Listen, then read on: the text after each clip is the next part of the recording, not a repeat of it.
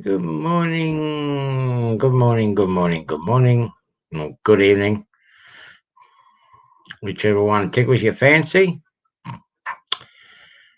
Arty Farty here from Australia. I'm gonna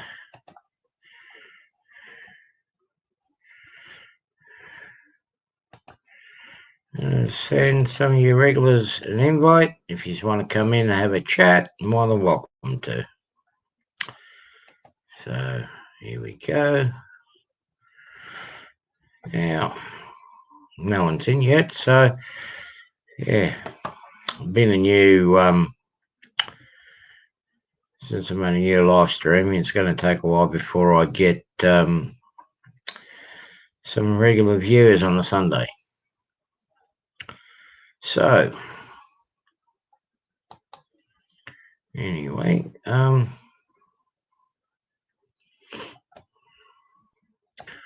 while I'm waiting for some viewers, I'm gonna muck around a little bit here.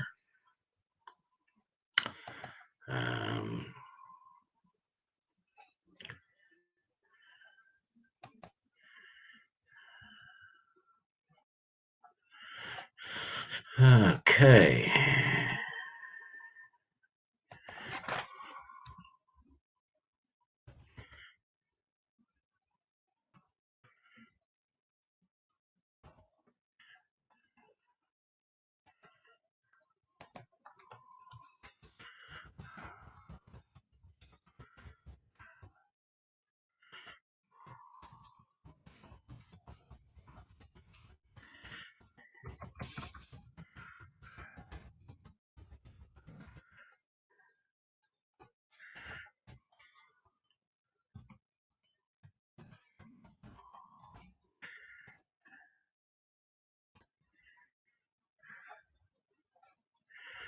Okay.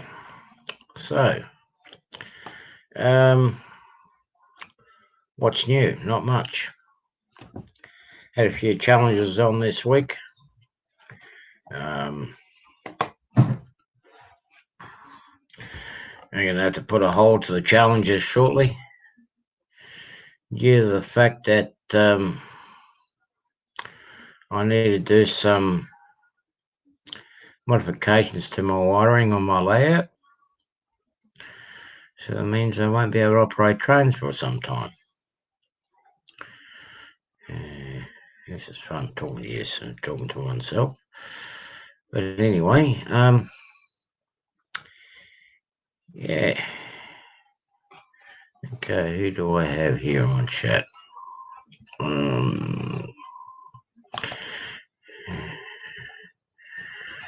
Okay. Hi, Kyle. How are you, mate? Hope you are well. I guess you're working, are you? Again, you're more than welcome to join in on the chat stream if you want. I'm not doing anything too exciting here. Yet. I think Greg might be frozen down in the south. Me, myself, unfortunately, we had an outbreak in my area. So we found out I'm quarantining and waiting for my test results. So I'm stuck at home.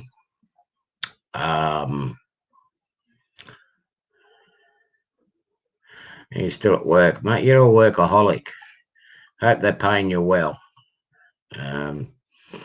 We're going to have to work out a time where you can join in on the fun with the chat with us on a Sunday or another day when there's not many other people talking online. It's just so hard with the time zones all around the world. Okay, so I'm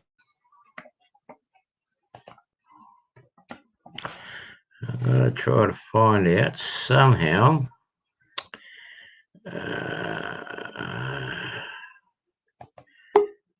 Yep. I need to somehow find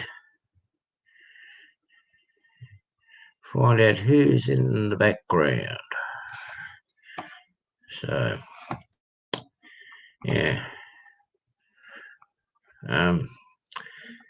So how you been anyway, apart from tired and working hard, Kyle? I hope you've been doing some interesting modelling, have you, by any chance? Oh, good morning, sir. Good morning. Yeah, right. Yeah, I'm okay. Mate, we got to confuse the people overseas somehow. Of course. Yeah. Of course. Yeah. How you been? No, bit sore, but yeah. Yeah. Well, I had a biopsy on Thursday. Yeah. Any news from that yet? No. Put an 18mm drill in me and then changed it to a 23mm drill. Oh. It was a bit uncomfortable. A bit. So, and I've got to go for a scan tomorrow. So, yeah. Well, it's all right. I'm in quarantine at the moment. Oh, yeah? Yeah, we've had an outbreak here just over a week ago. There was a chap. He was what you call it? What had the virus and started walking around the neighbourhood in the shopping centre roughly at the same time as I was. It's going to explode here where I am. Yeah. So it's exploding here. I went in and got myself a test yesterday, and I'm just waiting for the result. I've been fully vaccinated now for nearly a month and a half now. I don't feel nothing, but yeah, pain in the butt.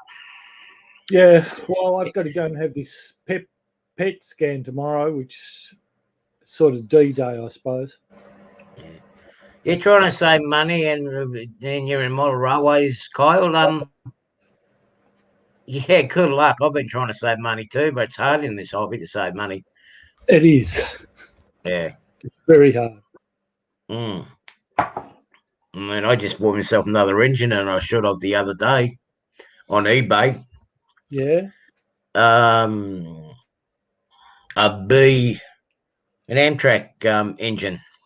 It's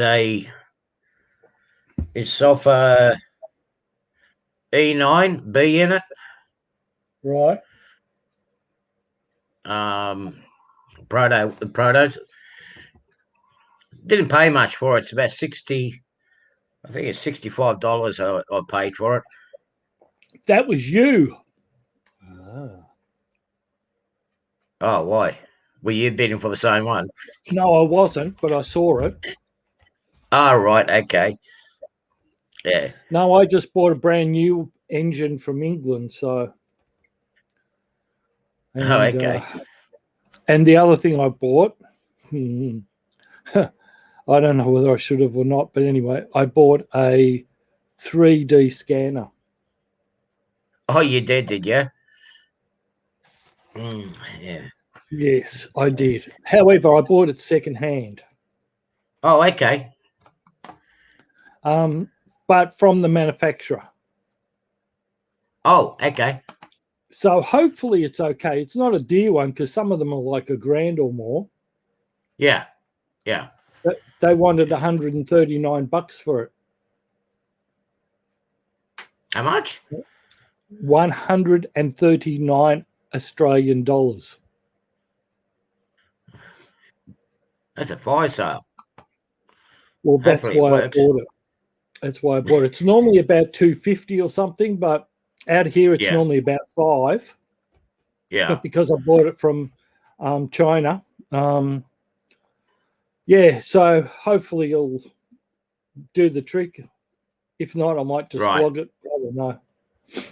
But yeah, so I bought that, and I bought a new diesel. Yeah. And I bought another East Midlands carriage. So okay. All right. Hopefully they'll be on their way shortly. Maybe. Well, I really wasn't going to buy any trains, but I mean that was something too good to throw away. Yeah, I get I mean, those engines roughly within a year out of modelling. Yeah, well, sometimes you have to do that. Sometimes you get some good bargains and you can't pass them up. Otherwise, you'll go, right. Sorry. Yeah, well, that guy where I buy that stuff from on eBay, Molly, or what his name's Molly something. He's actually quite good. What he says how the state of the trains are, that's what you get. And I haven't had any problems with any of the models that I bought off him. I bought some big steamers and that from him early in the year and last year, and I haven't had any failures. But some of the people that go bidding on his site, they just go stupid. Some people go nuts over it. It's like, I know if you want something, but some of the stuff he's got for sale, you can buy brand new cheaper than what they're bidding for online. Okay, we'll get this one, right? I did check it out first. Right, so I bought this stuff from Rails of Sheffield because I know the delivery time will be good. The price was discounted by 25%. But what I did do was I went and looked at their eBay site, right? Yeah. So my East Midlands carriage, I buy from them for $21, right? Yeah. They had a second one on their eBay store for $28.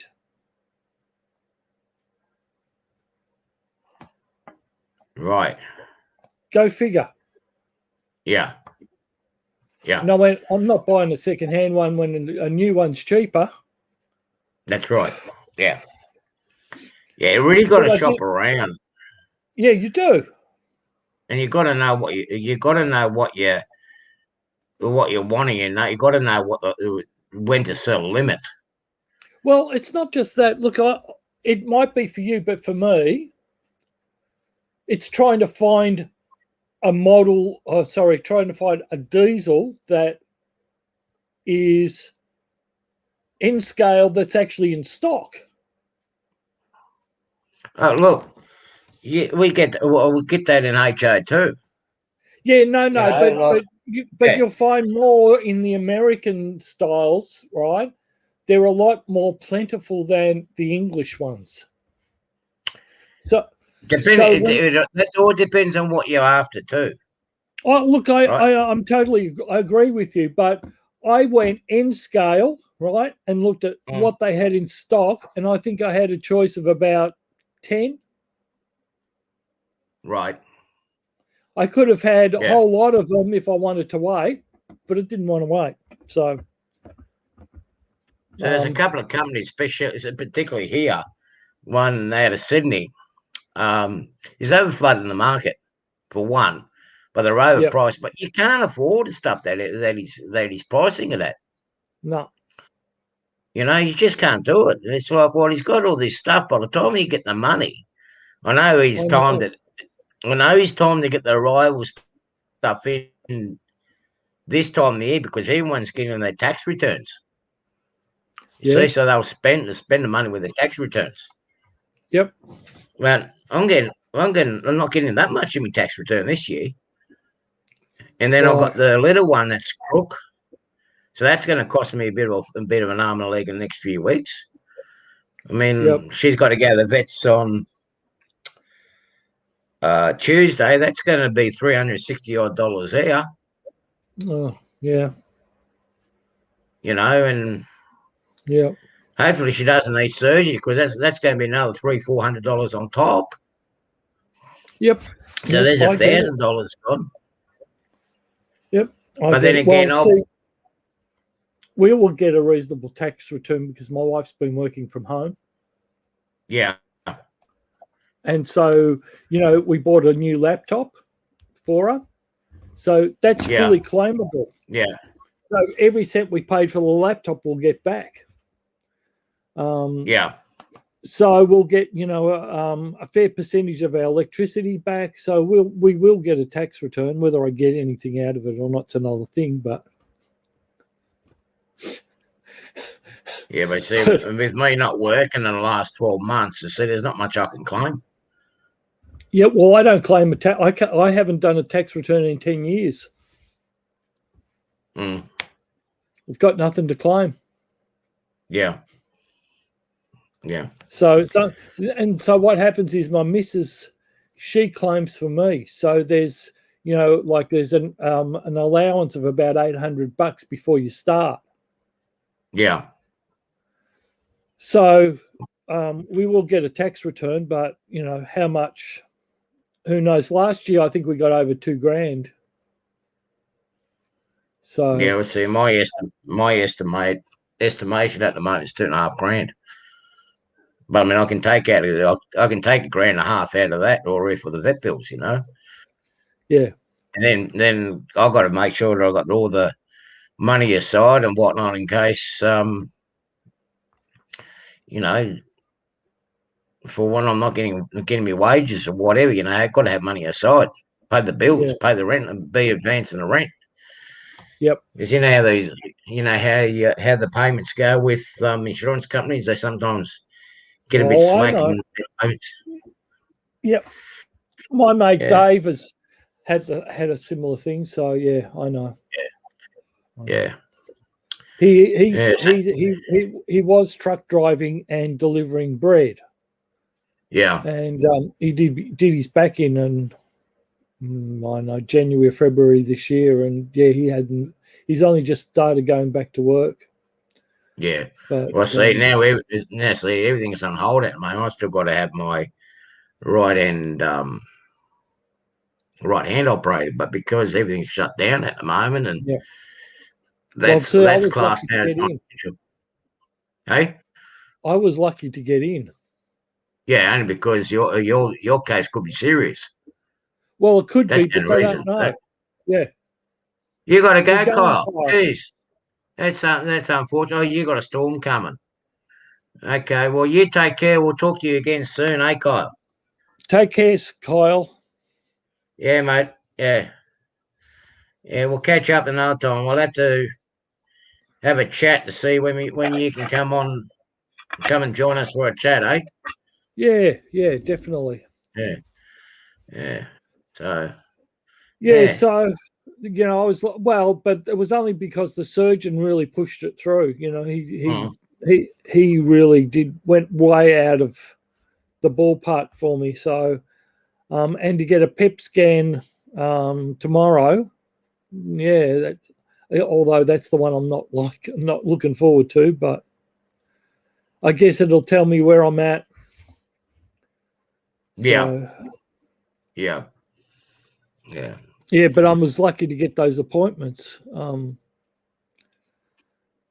But I did notice the other day I went to Dandenong Hospital, and that was, when was that? Thursday morning, and I had to be there by 9. There was hardly any cars there. That's a good sign. Well, if you know Dandenong. Yeah, I know Dandenong. I know Dandenong. Spent a lot of time in Dandenong. Yeah. Yeah. Well, there was bugger all cars out in the street. It was amazing how fewer people there were. I think majority of people are doing the right thing. It's a small minority that's messing everything up. I know. I mean, it's like here, we've got a skate park just down the road, and it came out the other day that was a guy going around that was supposed to be an isolating quarantine, but he wasn't. I got a text from the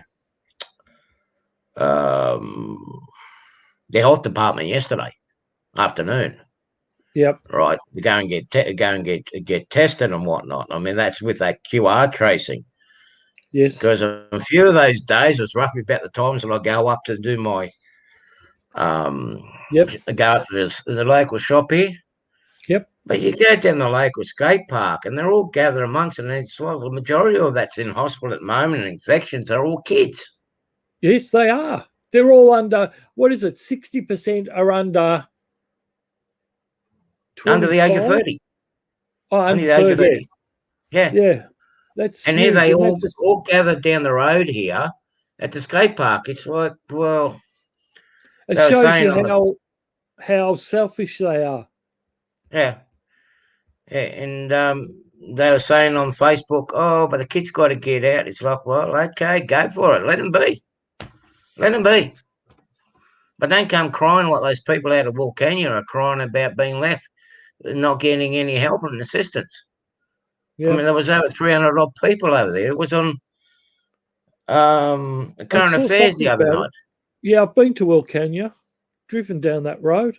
Yeah, No always disrespect. remember, always remember going down there. I was in a 4-wheel drive in a cruiser wagon, and I was driving. I was with my cousin, and we get to we get past this cattle grid, and we get to this paddock, and there's nothing, not even a track, right? And we're both standing out in the front of the cruiser going, and we both hopped up on the bull bar and going, can't even see a track anywhere. There was no signs. And we walked around, there was no signs. So my cousin was a scout leader, so, and he was also in the SES. So he gets out his map. We had to get out a compass, right? And we had to compass, and we're going, okay. And we actually saw, see those clumps of trees? We're aiming there. I drove. He sat in the passenger with his compass and his map out there, and that's how we got down to Wilcannia. Well, I tell you what, I went through Wilcannia early July, coming home, right? All right. What was it 5th, 6th of July is when I came through Wilcannia going to Bathurst. Yep. Now I haven't been through there. Oh, Christ, about 12 years now. Yeah. It's dead. Oh, I can imagine. It was dead when I was there. The supermarket's gone. It's, well, large chunk of it's burnt down. But the main shopping centre or whatnot, it's just empty. Yeah, the service station is half full. Right. I don't even think even the pub's open anymore. Last time I stopped in Wilcannia, I had to stop and use the payphone. It was like, wow. Yeah, quick, make the call and get in the truck and get out of there. Remind me of that town in the Mad Max movie. You remember the first one? Yeah. We had all the bikies and whatnot. Yep. Gathered around a service station, a shop. That's what it felt like with some of the locals that were there. And it's like, nah, I'm out of here. So yeah, they're a bit. Yeah, well, I remember we went into the cop shop because we were. I mean, I've got to say this was a long time ago, right? So I'm talking back. Yeah. 1977, somewhere back there. Oh, and so we went into the cop shop and made sure that because we were doing that outback trek, so we made sure we checked in with each cop shop. But yeah, it was pretty rough then. Yeah, it was very rough then. But yeah, look, I've been to some rough places. I can remember going to Alice, and there was it's been cleaned up, I think now, but there was a vacant block of land. You know, it wouldn't be one, it'd be a double block of land right on a corner. And it was just stacked full of bottles. Like, when I'm talking about bottles, I'm talking like about 8-9 foot high. And those rows and rows of bottles, and a couple of old Aboriginals sitting in a little humpy, drinking themselves. Well, last time I was through Alice Springs was we were working on the Alice Springs Darwin rail line. Oh, right. Right, when we were doing that link, because I was actually doing deliveries up to there with the spikes, and occasionally we were delivering parts for the locomotives, and the rolling stock that was in between areas. It wasn't too bad. Up in the north side of Alice Springs, that was a different story. They pushed a lot of the troublemakers out of town. Yeah, even the elders pushed a lot of them out of town. Yeah, that would have been 70s when I was up there, and they hadn't done that yet. But I saw the GAN. I saw it roll into Alice 3 months late, but a month early because it'd been stuck out somewhere, right? And it came in, and I was in camping in the Heathertree Gap camping park, right? Yeah. And we arrived there on the Friday, and Friday night it started raining. That was fine. Raining. Now, this is January, right? We're talking January. And we saw the Todd River on Saturday morning go from a trickle to a raging river, and we couldn't get out of Heathertree Gap camping ground. Yeah. And it was only an hour between the time it started trickling and became a raging river. Raging river. And we got stuck there until Monday afternoon, and then we got told we could get out. And on the way out back to Cooper Pedy, we were going, the bus nose, because I was on a bus trip, bus nose was disappearing into a puddle, right? And we were going out. And all the way, the big crevices in the road, most of the road washed away, most of the train line washed away. That was pretty rough. Yeah. Oh, yeah. You'd be surprised how often it still happens. I know. Yeah. But I mean, like I remember back in the early 90s and whatnot, I used to go and do tours at the back. I used to work for Quincy's out of Melbourne there and doing Central Australian safari tours. And I remember one safari tour where I was on, I saw these big black clouds, and I looked at where I was, and lucky I already knew the area. It's like, we better pack up and get our butts out of here because we're going to get stuck. And they're like, but it's a long way away. And I go, yeah, but I've got a lot of creeks I've got to go through. Yeah. And here's a coach that's only about, 9 months old, 10 months old. I've got to get the thing out of there. Yep. Well, the only place I could take it was up in the highest ground I could find, and we were stuck there for about 6 weeks. We couldn't get out because, as you say, the little trickle. Yep. The roads are gone. Well, you just, it's really bizarre, but you don't, unless you've seen it, you don't understand how much rain you can have in such a short period of time. Oh, yeah. And most people can't comprehend how heavy the rain can be. Especially out there, yeah. And it's all that big heavy monsoon. And it's all that big monsoonal like rain. Okay. Yeah. It's the coast, like Port Hedland, and between Port Hedland and Darwin, it hits. Yep. But then it comes inland. You don't hear how much of the water falls in there because it's not populated. Correct. If it was populated like in the United States, it would be a different story. Then you'd be hearing it on the news pretty much constantly for about 5-6 months. Yes, yeah. Yeah, I know. Yeah. It's funny, like Cloncurry. I'm sorry, not Cloncurry. Wrong way. Kununurra. They both sound very similar. Yeah. Kununurra. It has a population of about 15,000 people until Christmas time, and then they all move out. But then the population is 10 to 15,000 when all the Aboriginals move in. Yeah. And I was up there, and I was just having a free afternoon. I went up there for, a couple of weeks, and I had a free afternoon, and I went out, and there's this nice lake there, and I went, I'll get out and take a few photos.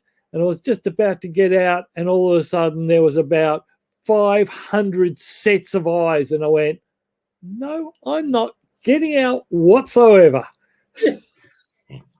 Oh dear. And the other thing I didn't understand, right? And I've been in the outback a lot. Not as many as some people, but I've been out there enough to know, right? And I could not understand why I was moving an office, so I was doing all the networking and stuff for this office, and I had to go 2 doors up to get a piece of equipment we had ordered. It had been delivered, and I went, "Oh yeah, I'll walk it." Walk it to.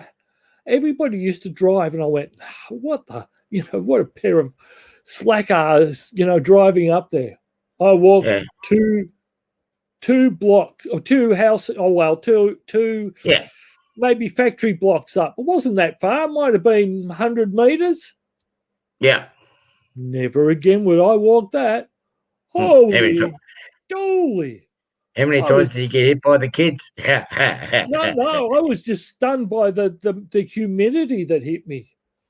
Oh, right, the humidity. Oh, it was just unbelievable. And when it rains, because it was the rainy season, oh boy, the first 3 days I just was wet. Not even from being out in it. I was just saturated from the humidity. And then I got climatized and it was okay. But I just couldn't. And I went, no more walking. Well, that's not as bad as when you get hounded by the young locals. Oh no, there's no locals. No, the locals, the young ones. I know what young locals. I know what you're talking about. There was no locals. Oh, you're lucky then. You're lucky. That was at least your worries. Because I remember, I'm just trying to think of the name of the roadhouse. Just before the Nullarbor. Right, it used to be the last roadhouse before the Nullarbor. It's gone now. Yeah. And I got forced to pull up in there one time because the truck was overheating. So I had to let it cool down a bit. So I've gone in to get myself something to eat. My two-up partner is in the bunk. The mate of mine that just passed away, that done himself in. Yeah. He was in the bunk. I let him sleep. I've gone in the roadhouse. And of course, it's like a feeding time in the zoo. They all come down to get their free feeds and whatnot. That's government issued, the handouts and whatnot they get. Yep. And I was getting 10, 11, 12-year-old kids hitting me up for cigarettes and for food and for drink. And it's like, oh, no. And where was the other place? It was, I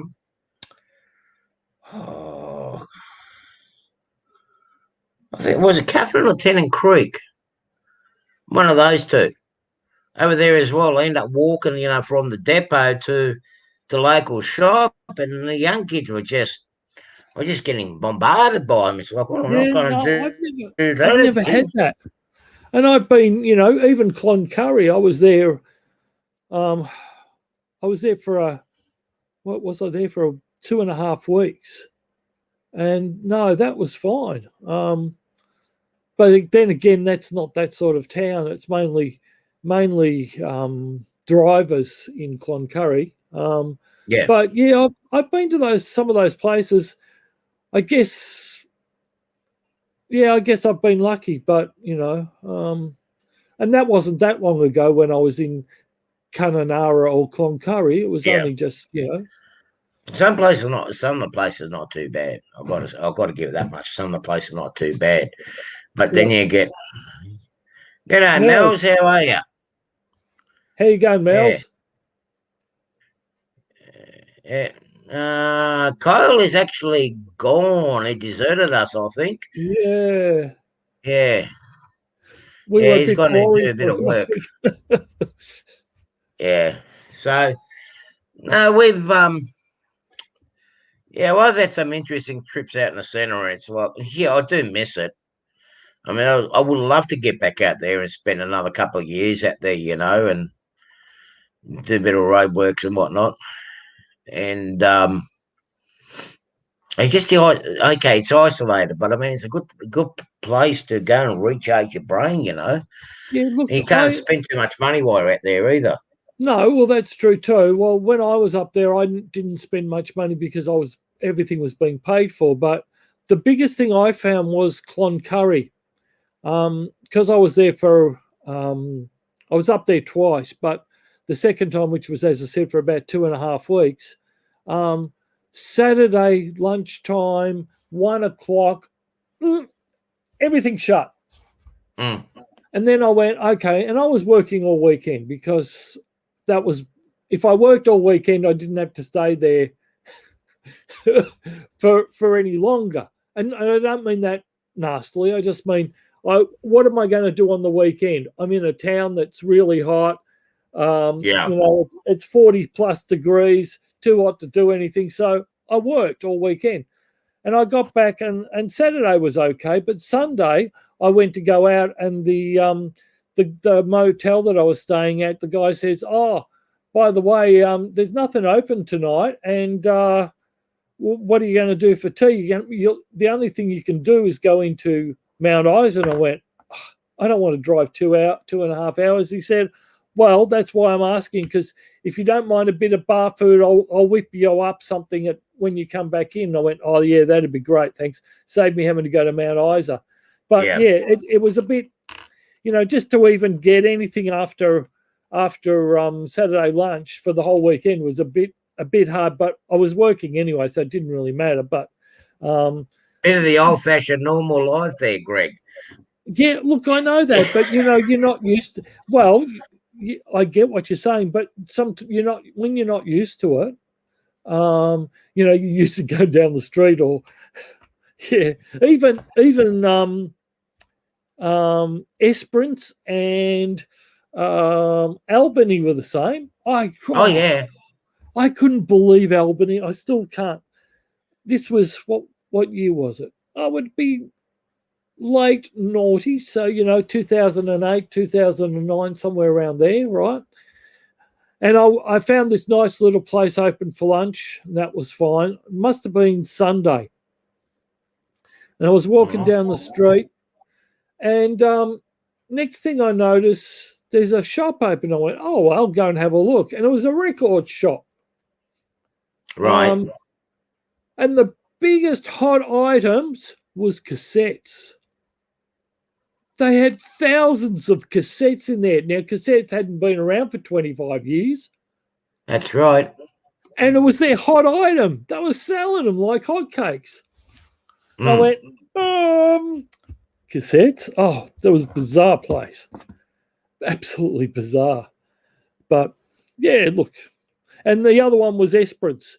For a holiday town in the middle of summer. So I was there the week of Christmas. Yeah. Right. And G'day, again, Brad. How you going, Brad? I was there again, moving an office and setting it all up, and I got it all done.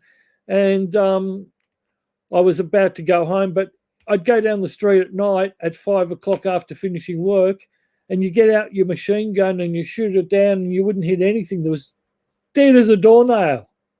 Yeah. At 5 o'clock, not 6 o'clock, 5 o'clock, it was just dead. And I went, really? That blew me away. So, yeah. So you've been living in the big city for too long. I know. You lose touch of it. You do. But then I was still travelling. I mean, I travelled a fair bit around although I flew, but I was travelling a lot around Australia. I was always flying somewhere. Well,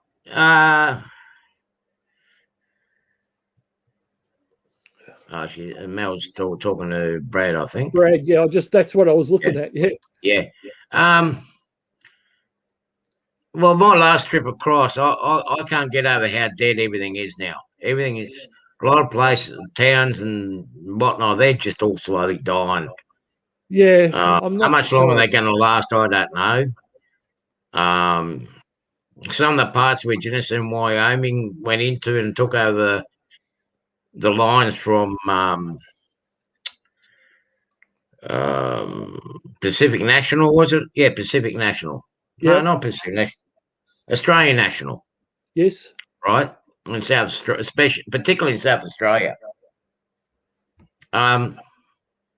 Because they sold out, they they basically, the towns have just all gone dead. You know, the only time they come to life, have some sort of life is during grain season, but the silos now too few and far between now. Yeah. You know, so. Yeah. But then you've got some parts of West Australia, it's gone exactly the same way. Esperance, the only reason there was two reasons I went through Esperance. One, to either, if I had the fridge vans on, to go and get seafood or fish and whatnot from the wharf down there at Esperance. Yep. Or when I was carting those barbecue briquettes from a place called Collie. Yep. From Collie, bringing it all the way to Melbourne, only to take it back to Melbourne again, back to Perth again. Well, I had one trip. You'll love this, right? I had one trip, and I spent 3 months up and down West Australia coast, but one trip was only 3 days, right? And I flew over there, and I was closing down an office. They were, that's a story in itself. But anyway, we were closing an office down, and I had to pack up all the IT gear. And there was a truck booked, and I had to put it on the truck, right? Yeah. So that's fine. I get there, I leave here at like 4. I was on the 5 o'clock plane to Perth, right? So I was at Tullamarine because you had to be there early for that particular flight. So I was up like at 3 o'clock in the morning. Yeah. Anyway, I get there at 11 o'clock, 11:30, get to the office, and here's the truck, almost full. Walk into the office, and the guy goes, "Oh, yeah, I packed it all up for you." I went, "Oh, great, thanks. Oh, wow. And what have I got to do?" "Nothing. It's all done." And I went, "Right." So my only other task, and that was my major task for 2 days, right? Yeah. 2 days. I wasn't being rude. So I went, oh, well, do a bit of sightseeing. So I did some sightseeing. And the only other task I had was there was a lady who worked from home most of the time, and she had a home office, and I had to dismantle her home office. And that was literally a 5-minute job. I had morning tea with her. And then that was that day. That was the 3rd day. And the 4th day I came home. Yeah. That was my trip. So all I did was pull apart one office, and so I've done some bizarre things, but I've worked pretty hard too. But that was pretty pretty. Getting everything organized, just to get everything organized is hard work. Yeah. So, how did you like my flat car challenge? Answer the flat car challenge, Greg. Have you seen it? I can't. I don't. Yeah, I know. I saw yours. I was actually I was going to do a parody, and I decided not to. When I saw your second one, I went, no, I'm not going to do it. I had actually sung a song, and I was about to, and I listened back to it, and I thought, I'm a bit flat. The words were very clever. They were clever. And then I saw that, and I went, no, I'm not going to do it because I don't have any flat cars. The only one I have is the one with the hopper in it. Yeah, all you have to do is use a bit of imagination. Well, yeah, but I saw what came back, and I went, and I've got to be honest, I was in a little bit of pain, and I just went, oh, well, no. That's different. That's why I put it in. Well, Roy's nominated me for the lump of coal challenge. Oh. Right. Yeah. That's going to be my last one for a little bit. I've got to get this wiring sorted out. Right. Yeah. But it's going to take me a couple of days to do that one. I've got a brilliant idea for that lump of coal one. Right. Look, I'm in a coal mining district. There's a lot of lumps of coal about. Look, I get it. Yeah, I get it. Yeah. So, yeah, I just went, how can I do it? I just went, nah. I was going to sing the parody, right? Oh, right, and yeah. So I had written the words. So it was the words to Hey, Hey, When the Monkeys I was going to sing. Oh, right, yeah. Right? And I listened back to it and I went, yeah, the words were okay. The music was okay, but I went, no. And I thought about it and I left it sitting there. And then I saw what happened to you and I went, no, I'm just not even going to, nah, I'm not going to do this one. Well, I didn't. I mean, he put the challenge there. I mean, Yeah, I agree with I agree with Anthony Dodge when he said that Ray put it out there. He was inviting for monkeying around. of course he was. When he said no monkeying around, he had that giggle at the end of it. I Yeah. mean, how else was I going to beat the Challenger 25 cars? Well, precisely. Yeah. Oh, look, I get it, but yeah, I just went, you know what? I just couldn't get me. And I did a live stream this morning, so I was a bit Yeah. buggered, a bit sore, and I just went, no, I'm not doing it now. I just gave up. But anyway. I just got to pack the bastards up now. Yeah. So no, I just don't have any. So I just went. And what I was going to do was just run me hopper again. So, because that's the only flat car I've got with me hopper in it. Well, what I was thinking about doing was get a whole heap of make-up cardboard cars, just basically print out carriages and just flatten them and run them along, flat cars. Yep. Oh, look, I saw. But it was just going to be too much. It was just going to be too much to do, and I thought, no, I'll just do something different. Well, I was going to do the parody. I thought the same thing. I'll do something different and really get stuck into it, right? Yeah. Because what I sort of said was, what did I say? Here we come, model railroading. No, I can't even remember the words I wrote. Anyway, and I had a dig at Rick the Tree and Heath, and it was very fun. It was funny, but I couldn't get my head into singing it, and I sounded too flat. And I went, no, I'll just leave it. I'm not. But it was funny. It was funny.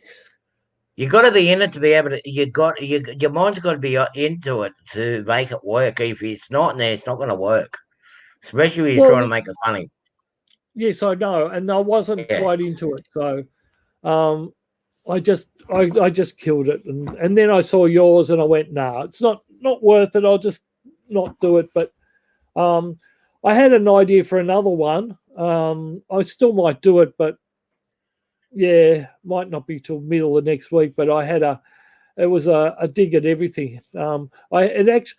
It actually came to me, even the words that I had to start with. The problem was, and this is always the problem I have, I can get halfway through and then I get stuck with the words. Yeah. Right?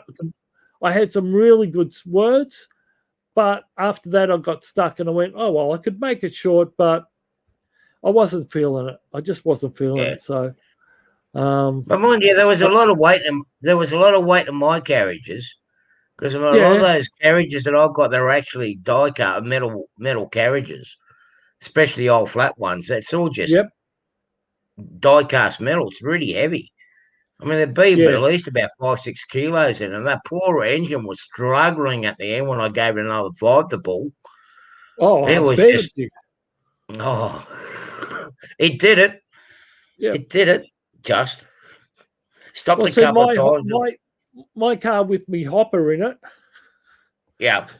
It's got no weight at all. The most weight was the kangaroo. I'm not joking. It was heavier than the whole flat bed. Well, it's not a flat bed. It's actually a shrunken bed, but yeah. But I noticed Anthony had him on his railway the other morning. After you'd done yours, he done a whole rack of them. Yeah, he did. Well, but then when he did his live stream, they were actually on his layout as well. Yeah, they'll be there for a little while. Yeah, so they'll be there for a little while. The Well, you know those box cars that I had for the box car challenge.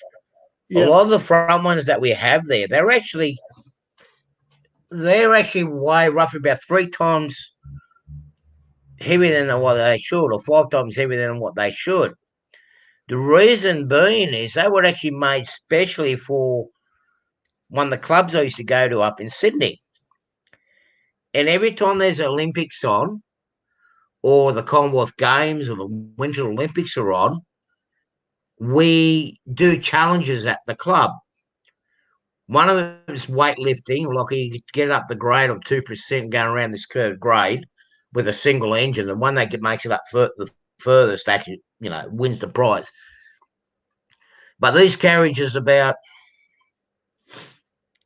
I think they're just shy of a kilo each. Yeah, well, my blue hoppers, kilo right? And a half. My blue hoppers are very heavy. Yeah. They're full of they're actually full of coal. Yeah. I filled them. Those are, they're full of sand. Yeah, no. Those ones are actually full of sand in them. Yeah. No, actually, they're not. I tell you what they are. They have the balls in them. The weighty balls. Yep. What's it called? Instead of putting pieces of lead ore in it, you use these. Yeah, those ones, the balls. The shot. Yep. Yeah. Yeah, shot. Yeah, the ricks. Yeah. They've got them in them, and they are really heavy. They are seriously heavy. Well, I'll fill mine up with granulated slag from the steelworks. Oh, right. And that's heavy. That's heavier than your normal beach sand. Actually, the funniest thing I noticed was, and now I can't even find it, one of those carriages that I ran was I can't say it, John, from, so I can't say it. I can't get my head around it now. Hang on, I'll have to find it. Where are we? No, one of the sidetrack guys. Where are we? Yeah. I can't say it either. I can't get the words out. Yeah, another guy that you're talking about, yeah. Yeah. Well, one of those was from his area. And I went, right. I didn't really even realise it was from there. Hang on, where are we? Must be one of the blue ones. Northern. Must be this one. No. Oh, the Rock. No, I don't even know what I've done with them now. Don't know what I've done with them, but these are really quite heavy. I took the top off them, and they're, Oh, right, yeah. Right, yeah. So and that's all those little things, and then I've glued them all in, and they're quite heavy. Yeah, well, I've done exactly the same thing to, I think, 4 grain hoppers as well. Right, yep. One of the chaps in the club, he actually had a crocodile. Right. A very old crocodile. And he had it tuned up so well, he could actually pull nearly 10 kilos up the grade. Whoa. And you can imagine, like, you've got a rake of carriages all dragging it down the grade, and it actually pulled it. Oh, look at this one. Lee Hyde. Oh, wow. Yeah. I think I'm probably going to sell all these because there you go. You can do the coal train challenge. Yeah, well, because they don't actually run on my rails. Right. I would have to change all the wheels on them. All of those ones that I did in the 2 challenges, right? Other than the one with the hopper, won't run very well. What is that? Don't know. I can see them. If I put on an English one on them, they all run well. But with some of those, they just don't run very well. I don't know why. I'm guessing it's the wheels. They are metal wheels, but the wheels might be out of gauge. Well, they could be. I haven't got a gauge, but Okay. they were mongrels to run. They were seriously. That took me ages to get them to run.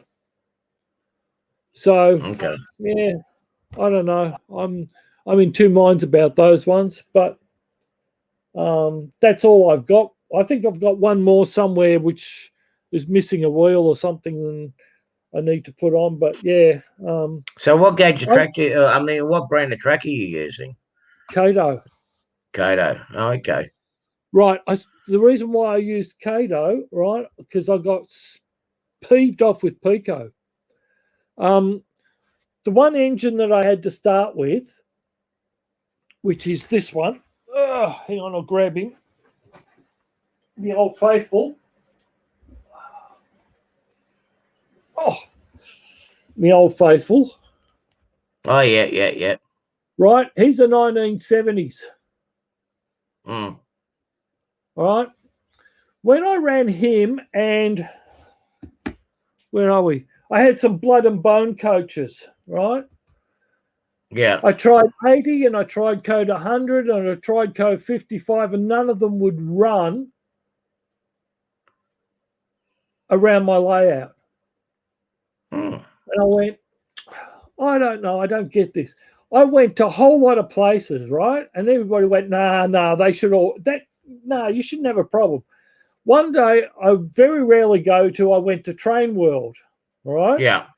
And I was in Train World, and I was just happened to say, one of the guys, an old guy who's got he wasn't that old. He would have been younger than me, but he had this huge layout, and I said something, I wish I could get these stupid things to run on track. And he went, what are you running? And I told him, and he went, oh. So this era, they have rounded wheels. So they've got a slight curve on them, and they will not run properly on Pico. You run them on Kato, and they're perfect. So that's why I went to Kato. Profiling on the rail was knocking it off. Because I have a straight stretch, and the wheels would come off. Mm. I was using Flexi Track, right? Straight piece of Flexi Track, and halfway along they'd come off. And I know there was a batch of rail that they end up bringing out back in, I think it was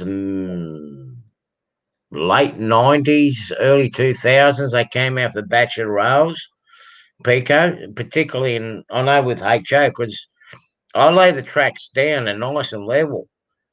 And a lot of the engines and a lot of the carriages used to always come off on those tracks. And this was set track, not flex track. This was straight track. The set track. Didn't matter what I used, but what he told me was that the old 70s, the wheels are slightly curved. Yeah. And anything that's older, they will not run. And he said, I use Kato too for that reason alone, that they will. Yeah. There is very little that won't run on Kato. So that's when I put Kato all the way through. I gave up on, I'm going to use it in my, whatever you want to call it, fiddle yard, whatever. I'm going to use Pico in there.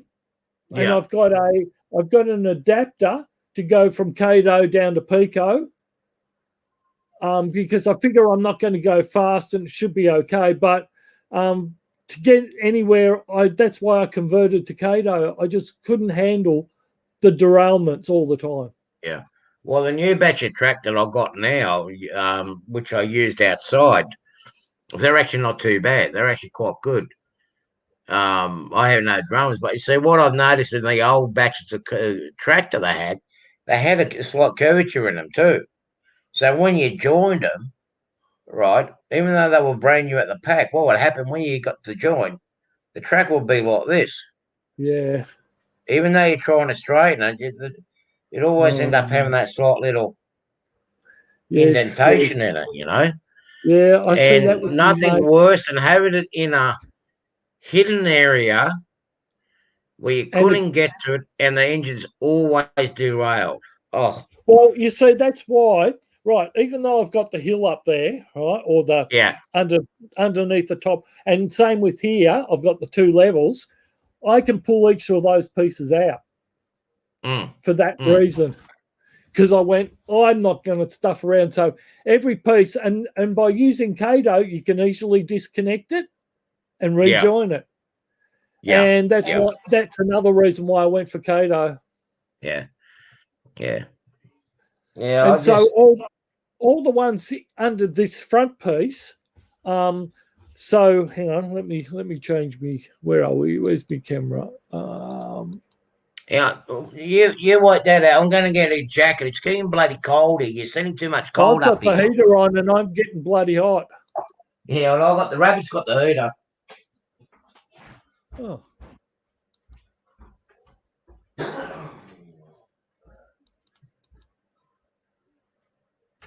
Really?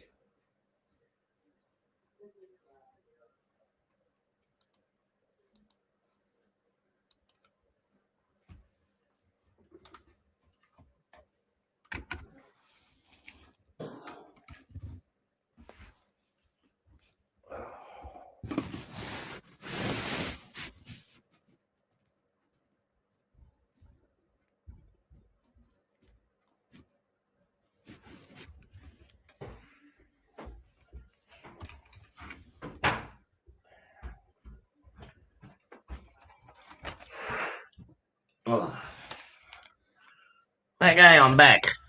So in this above section with the orange one, underneath is twin 280 mil sections. Right. So you can't get them the wrong distance apart because they're already set. Yeah. And they're all twins all the way through that section, so that I don't have to worry about, and I very rarely get. The worst part is the rise up that end. So it actually dips down and then comes back up, and the rise at the end, that's where I have more trouble than anything. Some of them can't make it up there. Right. Okay. But that's easy to get to. So I've already done that so many times.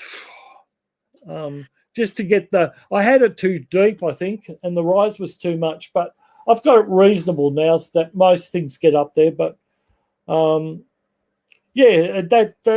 just have that twin track joined together. It's the right distance apart, doesn't move. It works out really well down there. Yeah. So, well, all I'm going to do now, like tomorrow, I'm going to finish packing up all the flat cars. Yep. And get underneath it. I swear he's got a camera in here somewhere or somehow. Because all these carriages were all piled up in the bottom of his stockpile, you see, and I had to dig them out. But anyway. No, he's probably heard one of our live streams and you talking about it. Yeah, probably, bastard. But yeah, because I'm getting the some electronic gizmos, gadgets are going to be coming here soon for the block detection from the US. They should be here probably end of next week, the week after, and a few more block detectors. Yep. They should be here soon. So I want to get that done. I was going to take the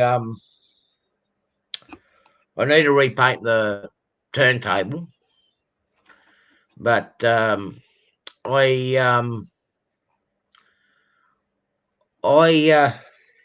can't get to the hardware store at the moment. We can't go to Bunnings to get the paints. I went to Bunnings. They're closed there. Yeah. Yeah, they're closed here too. Yeah, I can do click and collect. You can do click and collect. However, the aerosol, the spray cans that I want, yes, right? I know. They won't put that. They won't do that with click and collect. Yes, I know. Yeah. See, no, I needed some. I ran out of batteries. Oh. So I always buy me batteries from Bunnings because they're cheaper. Yeah. And I bought. Oh, I did buy something. I bought a smoke alarm for out here. Yeah. Yeah. Because I realised I didn't have a smoke alarm out here, so I bought a smoke alarm. But that was this afternoon. I went and did that. So. Yeah. Yeah. But I'll work something out. I might have to get in touch with what's his name up in Newcastle, a hobby shop up there. I can't think of her name. Is Frontline Hobbies. All right. And see what paints they've got and have them send something down in the colour tone that I want. Yeah. For it, so I'll get them the little cans. Yeah. Yeah. I'll get them to send something down to me, and so I'll just pay a bit extra for shipping. At least I'll get it within 3 days. Hey, eventually. Well, it comes by courier, you see, and they don't put in a mob because they can't do it. It's flammable. They have to send it by courier. There's a bit of a transport strike about to go on. Yeah, we already had it, but the transport company they use, or the courier company is a local one, and they're not going on strike. So, right. Hey, I'm backing the strike up. Look, I'm not going either way. Yeah. I'm just saying that. Yeah, it's about bloody time. It's about bloody time. We're both talking at the same time. Toilet paper starting to disappear out of the supermarkets again. That's all right. I've got plenty here. Do you want me to send you some? No. I've got a bit up my sleeve too. But yeah, that, and there was something else. What else was there? Baked beans. No, baked beans. Frozen chips. They were out of stock. What else was there? There's something else really bizarre, and I went, I can't remember now. Something was really silly, and I went, can't believe that one. What was it? No, I can't think of it. One of the shelves was just totally empty, and I went, oh, really? Oh, yeah. I'll tell you what it was. When my wife's working from home, sometimes rather than having, because I have a proper cappuccino machine, right? Yeah. But both of us, if we drink too much real milk, get an upset tummy. So the powdered milk, the UTH milk was all going. No. So she when she was working and when she was home, she gets the little coffee satchels with the cappuccino mix, right? Not the Nescafe, the Moccona, right? Yeah. The Nescafe tastes like, but the Moccona ones, right? There was not one on a shelf for 2 weeks here. And I went into the supermarket on Wednesday last week. There were 2 packets. Oh, I'm doing it again. Don't do that. There were 2 packets left. And that was it. And I haven't seen them since. And there's all these bizarre things that are just not on the shelves at all at the moment. But anyway, look, I'm not either way. I guess, I know having worked for trucking companies, I understand. So yeah, it's been coming. It's been coming. Like what Tyler's turned around and said the other day on TV the other day, that was a totally complete other insult. Where they say they're paying the award rates and everything else, which they are totally and utterly not. This is they're getting rid of these drivers. They're getting paid by the award rate to get these other ones coming in to work and less than 67% below the affordable rates. Yep. And of course they're pushing themselves, and this is why we're having so many accidents on the roads, because these guys are pushing so hard. Well, that's why. You there? You're frozen. Or is it me? No, you're frozen. It looks like the internet's gone on strike on Greg at the moment. Yeah, great broadband.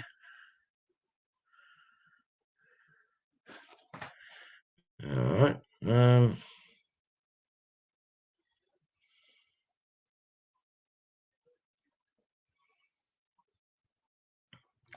Yeah, what happens when I go like that? Okay, that's that. I'll take that out. Okay. So Greg's gone dead on me. I'll wait for a few moments and see if you come back. I'm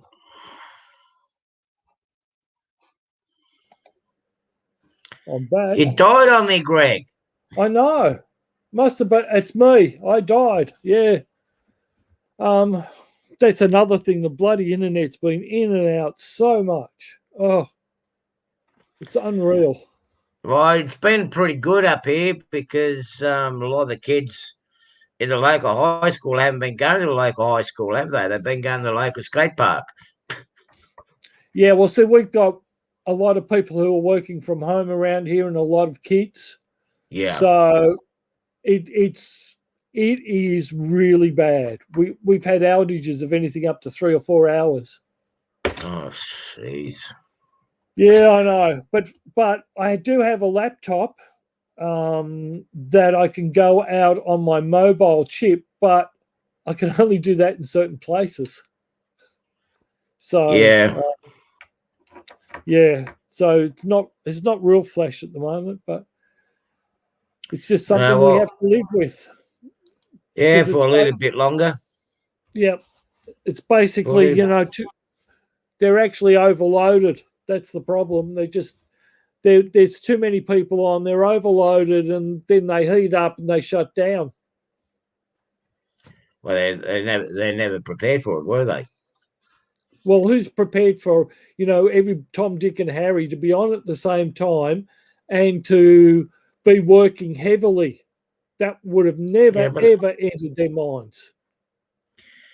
No, but I mean, Christ, I mean, they should have known a long time ago that, we're going in the modern era and the modern technology that eventually, the way things were going, I mean, the system's going to get overloaded because so many people are using mobile phones for their Yeah, but mobiles are streaming and the slightly internet. different. They're a bit different. Internet system is what everybody, you got to do everything. You got to Yep. have emails for this, go online to do this, go and do online to do that. It's like, what I don't want to do it online. I want to talk to face. Yeah. Like we got these this buddy permit. Yep. We got these buddy permits for so you can bring a nominated person can come over to your place when you're living on your own. Yes. Now I can't do. Well, I went to go and do the form online, but they won't accept it because a friend of mine that's been nominated to come around to my place hasn't got an email address. Oh, yeah. So it spits it out. NRMA, Yeah. your car insurance, you got to have an email address to make periodic payments. They don't have internet. They don't want internet. Yep. I have a friend like that, and he didn't even have a mobile phone, and I talked him into a mobile phone. Yeah. Because I talked to him for months trying to convince him, you get a mobile phone, you've got a phone with you wherever you go. Oh, no, I don't want that. Okay. Anyway, I said, you're going to have no choice soon. You're going to lose your phone connection and you're going to have to sign up to the NBN. Oh, no, I'm not doing that. Anyway, it came to the crunch. And he came back to me and said, okay, what do we do? I said, right, are you going to pay for a line to have a phone that could be disconnected? Because that was important because he's healthy. I mean, he's in his late 70s, right? Yeah. And I said, if you've got a mobile phone, you've always got a connection. Whereas if the NBN drops out, you haven't got a connection. And he went, oh. And he said, they want so much for this. And I said, yeah, well, you can get a cheaper plan for that and have, unlimited access. And he went, serious? And I went, a mobile phone is cheaper than a normal phone. And he went, oh, I kept talking to him. Finally, he went, now they both have mobile phones. because it was far cheaper, and they suddenly realised, well, we can talk all the time. We don't have to rely on the phone. So they didn't get it connected. Yeah. Yeah, but I mean, try to find a payphone now. Yeah, well, what's that? Did you hear that on the other day on the news? The payphones were losing something like $5 million a year, right? So they've made all the payphones free now. Yeah. And now they're losing $5 million. Yeah, well, they were costing them a fortune. Yeah. The $5 million they were losing were paying the people who went round and collected the money. Right? So instead of paying somebody to go around and collect the money, rather than that, they've stopped that. So they're now just losing $5,000 and the phone calls are free. So they haven't gained anything, but they're not losing anything. Well, they're not. The only other loss they'll get is someone going out maintaining it, Well, that's it. But they have to do that anyway. So whether it's a payphone or whether it's a home phone. I try to find a payphone. I do not know where there is a payphone around here. We don't have a payphone. There's no payphone in Berkeley anymore. Though I have not seen a payphone around here in a long time. Not even at the shopping centre. No, I can't say that I've seen one around here either. There's not one at the shopping centre. You think there would be at least one at the shopping centre by the bus stop. But then again, it wouldn't last long here because it get vandalised by the little brats. Yes, I don't know. I can't honestly say anywhere in Pakenham that I've seen a payphone. When I lived in Narry, I haven't seen one. I meant to take a photo. Oh, one of these days I'll remember to take a photo of Hampton Park for you. Oh, okay. I know there was one in my home suburb. Where Coles used to be. Oh, okay. Okay. Oh, I've got to see that. I know there was a payphone in my hometown suburb on the other side of the hill at Untitled. Whether it's still there or not, I don't know. Don't know. Actually, the other thing I forgot, and I said to my wife the other day when we were coming back from the hospital, Stud Road and Heatherton Road, right, used to be petrol central. There was a petrol station on every corner, right? Yeah. Then one corner went out and became Red Rooster, right? So then you had three. And then the one opposite the Red Rooster, which is on the hospital side, that one went down the tubes, right? And that was closed for a while. And then it's back open again. However, the one that's been there all the time, BP, is still running because it's got McDonald's. The Shell on the opposite corner that's been there forever is a vacant block. It's gone. Flattened. Nothing there. Mind you, since Viva taken over Shell, there's been a lot of, in around here, a lot of Shell service stations closed down too.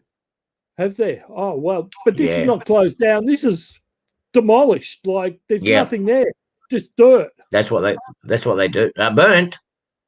Dirt, yeah. Brown stuff. See. Brown stuff. I thought you said burnt. No, dirt. No. Well, you see, when you knock down one of those fuel sites, it takes about 10 to 15 years.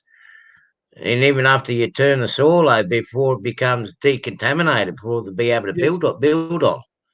Right, so that by the time they pull the tanks out and all that, that's normally a big job getting the tanks out too. Tanks out, and then you got to put clean material in, let that absorb all the fuel and contaminants in it, dig that out, dump it, refill it in again, and you got to do it about 4 times in a 10-year period before you can actually build a construction on it. Yeah. Depending how bad the seepage is. Yeah, it's gone. I went, wow. Viva's closed down a lot of Shell service stations. They've closed down about 3 down within my region too. Oh, right. That's the first one that I've seen. The other interesting one was I've seen 2 Bunnings stores close. So, and then I've seen 2 new ones open. So Bunnings and Dandenong went into the old carpet factory. And they were there for 8. That's on, what's the name of the road? Frankston Dandy Road. It used to be opposite Pancake Parlour. And it was a big carpet factory on Princess Highway. It's there for years. Oh. Yeah, I'm picturing it now. And yeah, I know what you're talking about. Yeah. Right. Well, that became a Bunnings store, and Pancake Parlour's closed. That's fine. But that shut down, and I went, oh, and it's been But is it a bigger store though? Well, no, that was a big store sitting there because they took up a fair amount of the cup. But what they did was they then took over Gladstone Road. Thanks, Mel. Yeah, that's it. Yep. Well, now what happened was just before the freeway, that used to be what was the other crowd that closed down, owned by Woolworths?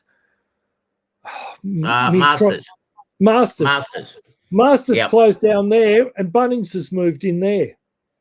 I'll tell you what it is. That's where the old GM factory was. Yeah. I'll tell you what it is, okay? The properties where Masters were, they were bought out, right? Outright by Woolworths. They actually owned the land where those Masters warehouses were. A lot of the places where the Bunnings were, they were leased land. Right. They were only renting land with the building up over the top of it. It was the same thing happened here. They had a big store in Warrawong, but they opened up a new one here at Kembla Grange on their own site. They bought the land. Right. So you'll find a lot of the old Masters ones. West Farmers actually, is it West Farmers? West Farmers owns Bunnings. Yeah. You'll see that they've actually bought a lot of the Masters buildings. Well, and they've taken them over. Well, that sounds a bit silly because here a lot of Masters were actually opposite Bunnings. Yeah. There's so many of them around that were opposite Bunnings. Yeah, I brought half the signs down there in Melbourne for Masters. Right. When Masters was being put up, I brought half the signs down because the signs came from Newcastle. Right. Okay. Right. But Masters thought they would be able to take over, but they were just put in wrong locations. Well, not only that, they were too dear, and they were compared to Bunnings. They were dear, and they didn't have well-known brands like Bunnings. And people would go in and go, no, rather know me brand, like I don't know this brand. What's this brand? And so people just didn't want to buy. No. I mean, the only store that was in the right place, their launching store, which was up in Nerang, right up the Gold Coast. There was no Bunnings store nearby or anything like that, but it was huge land. It cost them a fortune to build it. That's where they should have built, not opposite a Bunnings store. It's suicide. Let's see. Did we have a Master store come up here? No, we didn't have a Master store in Wollongong. Right. They never eventuated here. They did down at Nowra, which was, again, across the road from Bunnings. But now what Bunnings have done, they've taken over that land and they sold, and basically they knocked down, they gave up the lease where they originally were. And the new one that they got is a lot bigger. Well, the biggest one around here is on the Cranbourne. No, hang on. It's at the end of Thompson's Road on Cranbourne Berwick Road. Oh, okay. Yeah. Right, so where Thompson's Road used to end and go into a dirt road. Yeah. It's huge. It is monstrous, that store. absolutely monstrous. That's ginormous. Yeah, but I mean, but Bunnings also is another established brand too. They've been around for a long time. Well, yeah. I mean, they took over McEwen's, which was a pretty well known. McEwen's BBC took over. Yeah. And in a lot of places, the stores where they had before, they were strategically placed. I mean, Bunnings actually moved from Warrawong to Kembra Grange for two reasons. One, they didn't have to pay for the lease anymore. They got their property cheap. Plus, they were actually moving closer to one of the areas where it's growing, where there's a new subdivisions going up. And they're going to be busy. They're going to making a trade. Yep. Well, that's the same with the one I was just talking about, the end of Thompson's Road. I'm going to have to come down there and have a look. It's well, it's not as big as some, I guess, but it's pretty big for around here. And because its officer is opening up, and Clyde North, when my daughter went to school, now she finished school, she's a teacher, qualified teacher now, so 5 years ago. When we used to go down the back way, she used to go to Hillcrest. Yeah. And we used to go Glasgow Road, and we used to go up and down the hill. And as you come down the hill, there was these huge paddocks, and sort of around about this time, they turn yellow from canola, right? And they'd be just big, and it's up the hill, just total yellow field. And she said to me, "Oh, let's take a photo, Dad." And I went, "Oh, yeah, all right." Eventually, one day I took a photo. You know what? It's all houses now. Gone. Yeah. All houses. And even the school sold off some of the land, and there's now 2 schools on the same property, because that was one of the biggest schools around. That was 185 acres.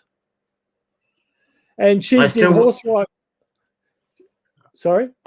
I still wish I took photos of the farm paddock across the road from my place when I lived down there on Hallam Road in now, Hampton Park. I know who owns that. Well, he's now died, but there's right near the freeway, there's a big football oval on Pound Road. Yeah. That's named after him. They actually own most of that area. Okay. And he passed away 2 years ago, I think. But he was a well-known one of the first residents around here. He was it was late 90s. He was, but yeah. Now I can't even think of their name. And they've also got a farm opposite Gumbaya Park. Well, his son's taken over that. But, they had one of the original houses in Hampton Park. Yeah, we'll see. I was on the southern side of the shopping centre, which is now the shopping centre down from the service station. I don't know what service station there is now. Southern side. Hang on, they're going to have a look. Southern side. Hang on, you just southern. I can't picture. I can picture the shopping centre, but there used to be a Chinese restaurant there too. Oh yeah, I know where the Chinese restaurant is. Yeah. Yeah, 2 streets up from there. There's actually 2 houses on one block. Oh, hang on. You mean down the hill or going towards Pound Road? Going towards... No, not going towards Pound Road, going down towards Gippy High. Oh, is it Gippsland Highway? Yeah, towards Gippsland Highway, yeah. Okay. Yeah, going that way. So it's going uphill. On that corner, there's a Chinese restaurant that's been there forever, and there's a petrol station right on Hallam Road. There was a petrol shop. There's a petrol shop next to it, but if you go down towards south towards the sand quarry, right. I think it's the second street after the Chinese restaurant. There's actually two little small houses on the corner block. Right. Well, see the one I can't opposite. think of the number. I've got One dementia. opposite. The one opposite the Chinese restaurant, the service station's got Telstra building. Yeah. Hang on, no, I now got it. Now I'm gonna have to look it up. Sorry, You're mate. gonna I'm have gonna to look it up. No, look it up. Yeah. Well, see where those strips are, right? There's most of those shops are there, but when you went around there where Coles was, and they had the big arcade and all those little shops off opposite yeah. it, that's all flattened. That's just a bare block of land. And then further down where Red Rooster was or is, right, behind Red Rooster is a new shopping centre. And they have Woolworths and a few other shops in there now. Okay, I'm just having a look now. Helm Road. Okay, I'm just trying to work out where it is. Okay. Jeez, it's changed a lot. Do you think? Oh.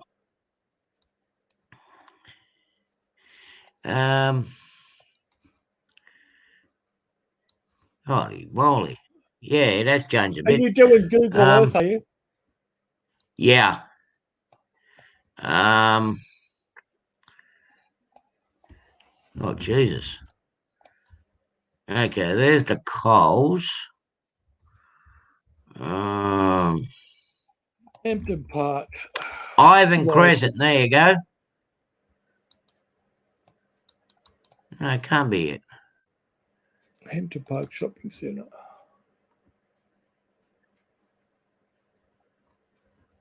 Yeah, Ivan Crescent, right on the corner. So across the road, there's a Coles there. Number 3 Ivan Crescent was.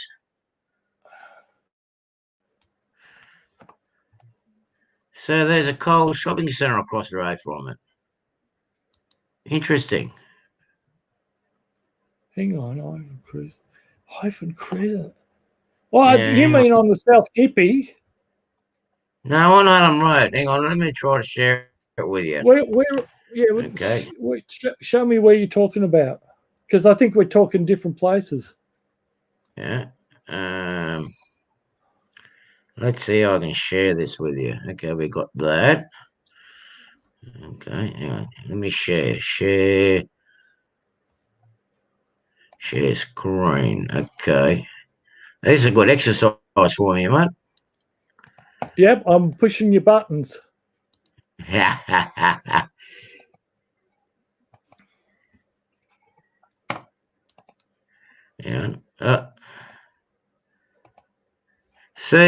See this house here? Where my mouse is? No, I can't see your mouse. Hang on, where's your mouse?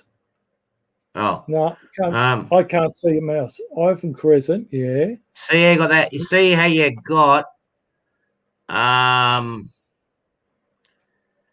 you got two houses very, very close to each other. Yes, I see that, yep. Can you see my mouse now? No, probably not. No. Okay. Take it out a bit more. Can you actually go make it expand it? That's the word I want. Okay, I'm trying. Doesn't want me. Oh, I've got to go the other side of it. Hang on.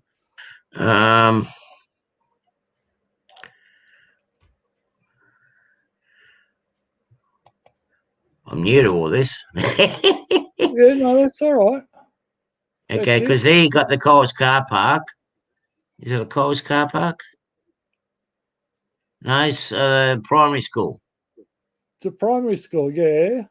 Yeah, that's what I thought it was. Yeah, bring it down. Yeah, Coles. It's got a Coles. Put it down, and you got Go the other way. So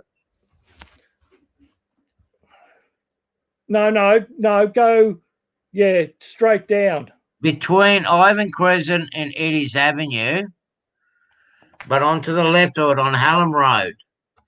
There are two houses there where you got the traffic island there. Yes, I can You've got see the that. slip Yeah. lane. You've got the two houses very, very close to each other. Yeah. Right. That's actually they're actually units on one block. Right. Right. Mine was the one that's on Hallam Road. Right. Not the one that's facing Ivan Crescent.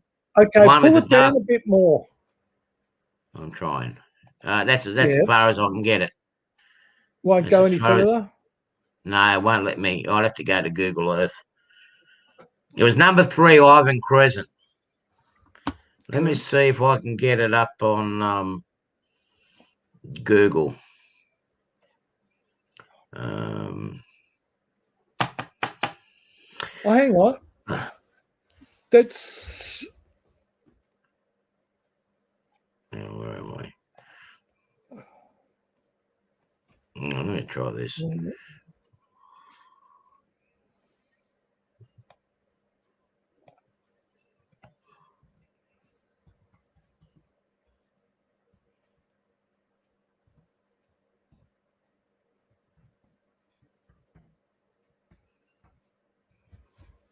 Let's see if we'll bring it up or not.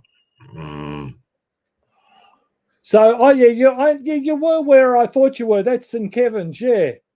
Yeah. Yeah. Yeah, it's right on I know where you are. That's where I thought you were, yeah.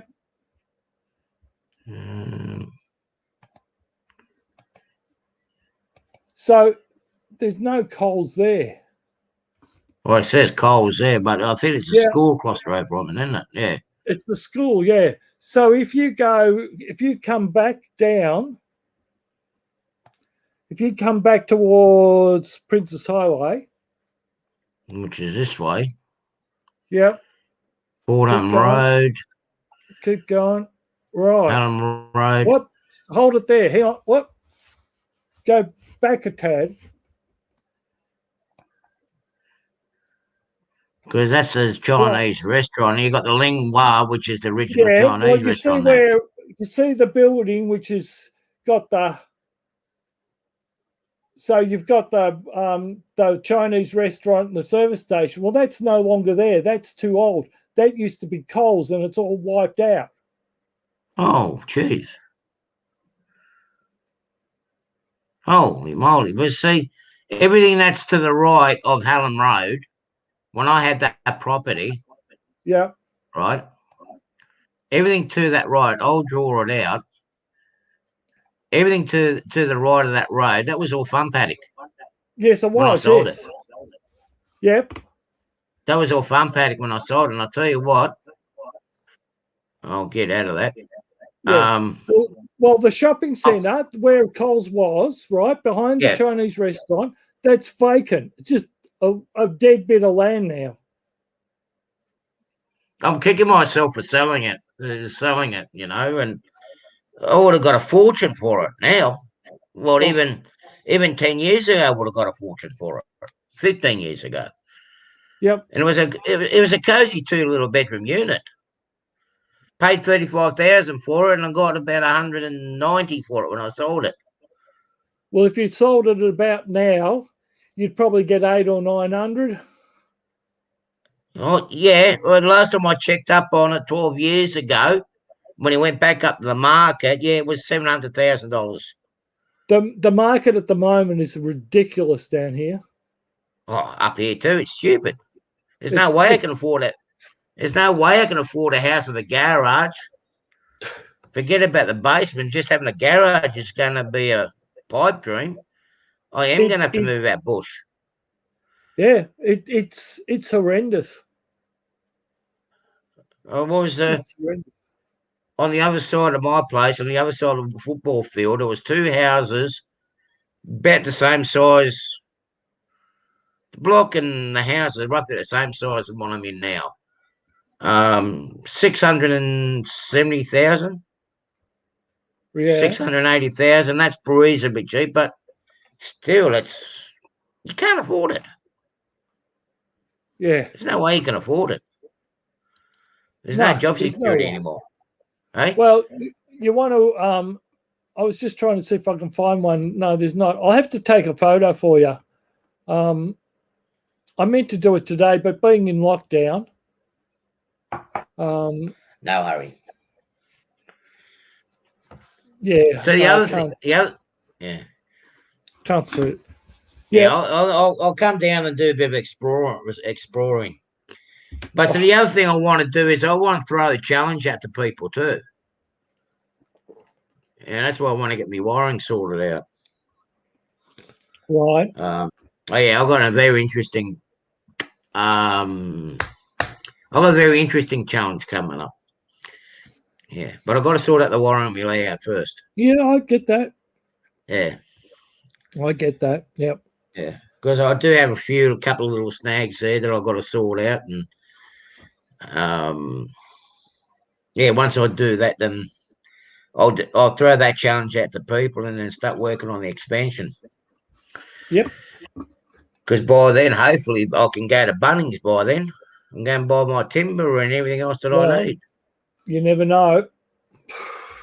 Well, I've got my double jab, so I'm right. I am too. Yeah. Yeah. And I got 1,000 frequent flyer points. Oh, that's not fair. Why? Who with? Qantas? Yeah. If that's you not show fair. You can do it too. If you show them your certificate of authenticity, you get 1,000 frequent flyer points. Yeah, I'm not with Qantas. I'm with Virgin. Yeah, dodgy brothers. No, they're all right. Oh, I was being funny. Hey, I get better service with Virgin and Delta going to LA than what I do with Qantas. I hate Virgin for one reason. The seats are too small. I can't fit in them. Yeah. I was only forced on a Virgin flight once and never again. I always make sure I get on either a Delta flight or a United. I'll totally refuse to go with Qantas. I'll totally refuse to go to Qantas. I've flown Qantas all over the place, and I get what you're saying, but I like Qantas because I get priority seating, and I can pick my seat. I can do that with those two airlines too. And I get my seat all the time. Yeah, well, because I'm a frequent flyer, I get a priority. Yeah, so do I. And I can get good prices on Qantas, and I get the seating where I can fit in, because a lot of them I can't fit. And I've been all right. I've been all right with Delta, and I've tried United with the last flights over. I mean, my arrival time into LA is usually only half an hour difference between the two carriers, between Delta and Qantas. Right? It's either Delta in first or Qantas in first, but there's only about half an hour difference between the two of them. Right? The service is great on Delta. Qantas I won't travel because of their insults. From management. Right. When the last time they insulted me, it's like, nah, that's it. There's a lot of other airlines around that I will actually travel with than them. Fair enough. We all have our own experiences, so yeah. Because particularly when Ansett folded, right? When Ansett folded, and a lot of the pilots were getting transferred to different airlines. I was with Ansett, right? Yep. You know what Qantas didn't put me on? I could have gone there. I could have been flying for them. It's because I didn't have an HSC. They reckon I wasn't smart enough to fly a plane. I wasn't smart enough to fly one of their planes. Right. Okay. That's an insult. Yeah, it is. Yeah. Yep. Yep. So I thought, nah, screw you. I had a chance with another airline. I went to another airline and went there as quick while I could until I had the accident. Until I had they had that accident on my brake in 2001. Right, and I haven't been able to. It's been a struggle to try to get back into it. I went into search and rescue instead, doing low level flying in search and rescue. But there was with Qantas, ever since they did that, never again. Well, that's Never fair enough. again. I get that. I mean, Yeah, all well, my see, marks, great. I always get good prices with them, and I get good seats, and yeah, it's easier for me to fly that way. Yeah. Yeah, well, see, for me, going out to the East Coast, right? Because LA's only my first port of call. Yep. You see, and then for me to connect through I get easier connections with Delta to go over to Spartanburg in South Carolina. Yep. Well, see, most of my flights have been into Heathrow, so yeah, you go the other way. Yeah, the times are better for me. But the funny thing is, you talk about Qantas and Virgin. So when I was talking about when I went to Kununurra, they were opening up a new office and getting some new staff up there, extra staff, right? Now, I flew Qantas because a long story because of 9/11 and lots of other things where I got stuck in places, right? So I always used to fly Qantas. And there was only ever myself and the IT manager. Now, the IT manager I'd been with from one company and he pulled me across to the other company, right? So he would only ever let me fly Qantas. That's fine. Anyway, so the Virgin flight left for Perth and the Qantas flight left for Perth, and I was in Perth an hour before Virgin. Mm. And then that was one story. And then the next one was the best one. Right, so we get up. I was in Launceston. Launceston? No. Anyway, I was in Tassie. Yeah, Launceston. And we were flying home, and it was an hour and 20-minute flight. Yeah. And you go, yeah, okay. Anyway, we're getting up, and as soon as we got up to starting to level off, they came and said, "Oh, don't mind us. We've actually put more power on. We'll be in Melbourne in 20 minutes because if we don't, we'll be circling for the next 2.5 hours." So the actual flight is only 20 minutes. Yeah. But to save fuel, they take an hour and 20. Yeah. And you could not believe they didn't. By the time the girls got round and they were, we were almost landing when they got all the trolleys back in. And yeah, it was 20 minutes. Yeah, it doesn't take long, depending on the wave on the wind too. You know, if you've got winds that favour you. Virgin just fly very slow, and that's how they there's an hour difference. But yeah, it's just the way it goes. Yeah, see when I remember with us when we were with Answer, we were racing Qantas all the time. Oh, because that's what old Reginald Answer wanted us to do. My dad worked for. You know, we had to be in before them. My dad worked for Reg. He worked for Ansett Freight Express. Yep. He wasn't a bad bloke. You've done the job, you got paid for it, you know. Yeah. And his attitude was, if you got his attitude was, if you got an interest in that job, you will do well and you succeed. If you're not, you won't. You know. And I remember when I went in to do my job interview with him. Okay, I didn't have super high grades at high school, right? But one of the questions they turned around and asked you, what was your favourite subject at school? And I said, well, I like commerce and geography and whatnot. And they go, well, we can see that because you excelled in it, because that's your highest marks at your high school. What was your least favourite? And I go, maths and English. No, it wasn't. It was German language. That was my least favourite, right? Because I went to learn French. And they go, well, that showed on your school report too. Then I went down the history about how I was trying to get in the airline for so long, and Qantas kept on moving the goalposts, and they were like, don't worry about that. And then they looked at my my records from what I was doing for my airline transport license. Yep. I was getting 98s, 99s, but someone that hasn't got a HSC certificate. And I was getting hundreds, and they're like, look at my report, and they go, you love flying, don't you? And I go, yeah, I've loved it since I was 10 years old. I don't think I didn't even get home. They rang home when they said, you want to come in for your second interview. And after the second interview, I got the job. Yep. They put me through the traineeship and everything else. I said, we're going to take a chance. Only because of my results. Yeah. But Qantas comes around and says, nah, you haven't got a HSC. You've got to have your HSC before you come work for us. Yeah.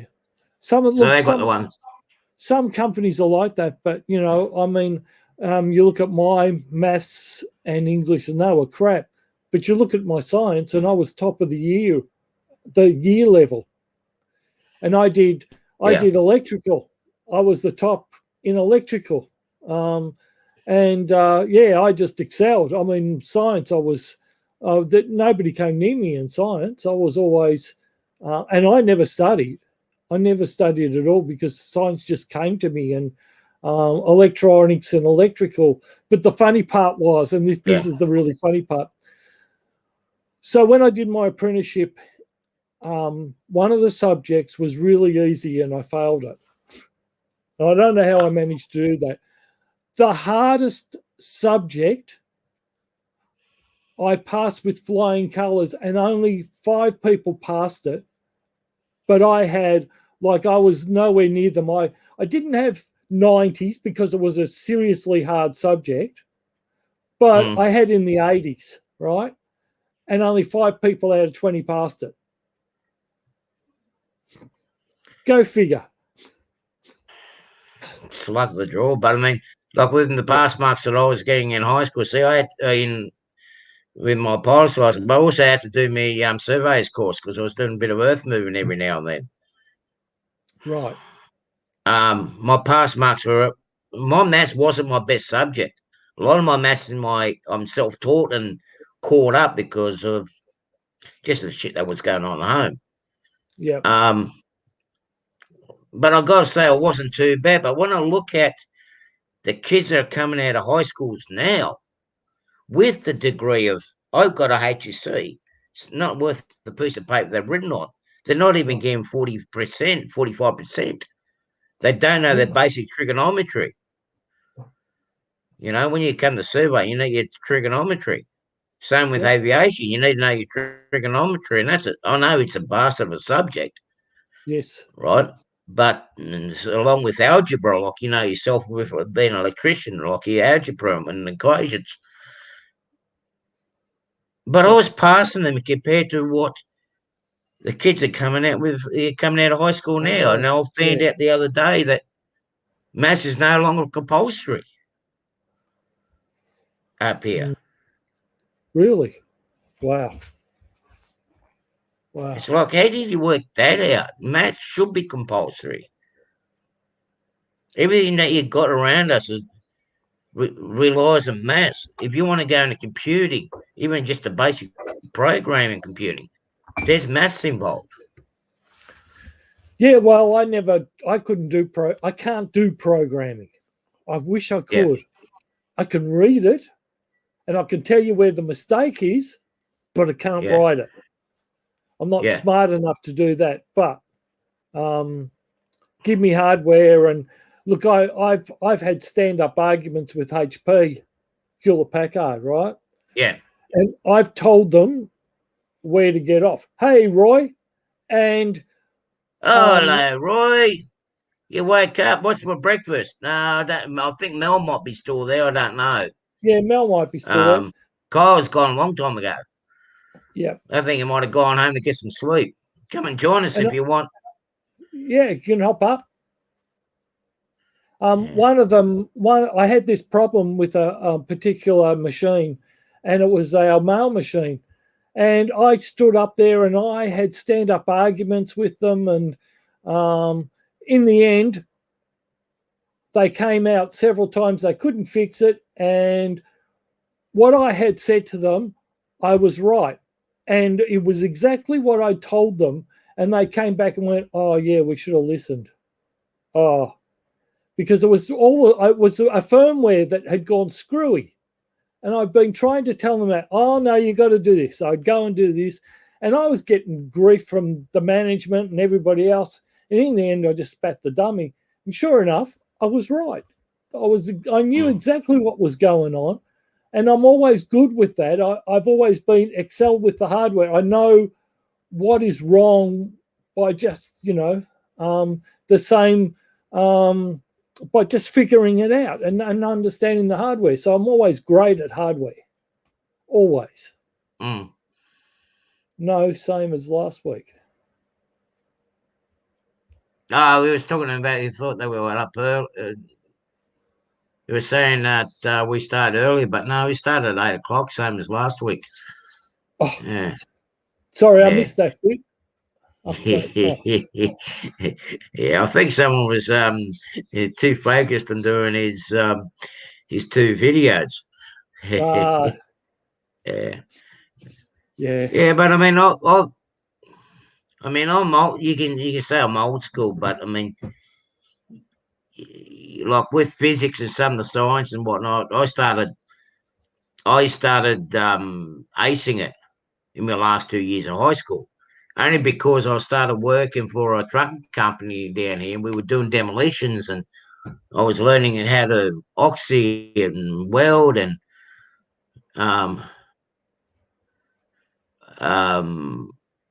and then I started working for steelwork, so I started to get the understanding on science and everything else, So I was acing it, but then I one of the fitter and turners, one of the machinists at work. He taught me the maths, and then he started teaching me the conversion between imperial and metric, and so that's why I ended up. By the time I ended up year 10, my maths improved quite substantially because the basics were shown on how to work it all out. Kids these days, they just haven't got a clue. What do I want algebra? Hey, they can't work it out. No. They don't have that logical process that can actually to figure things out, because it's basically all it's logic. It really is. It's just being able to look at a problem and trying to figure it out.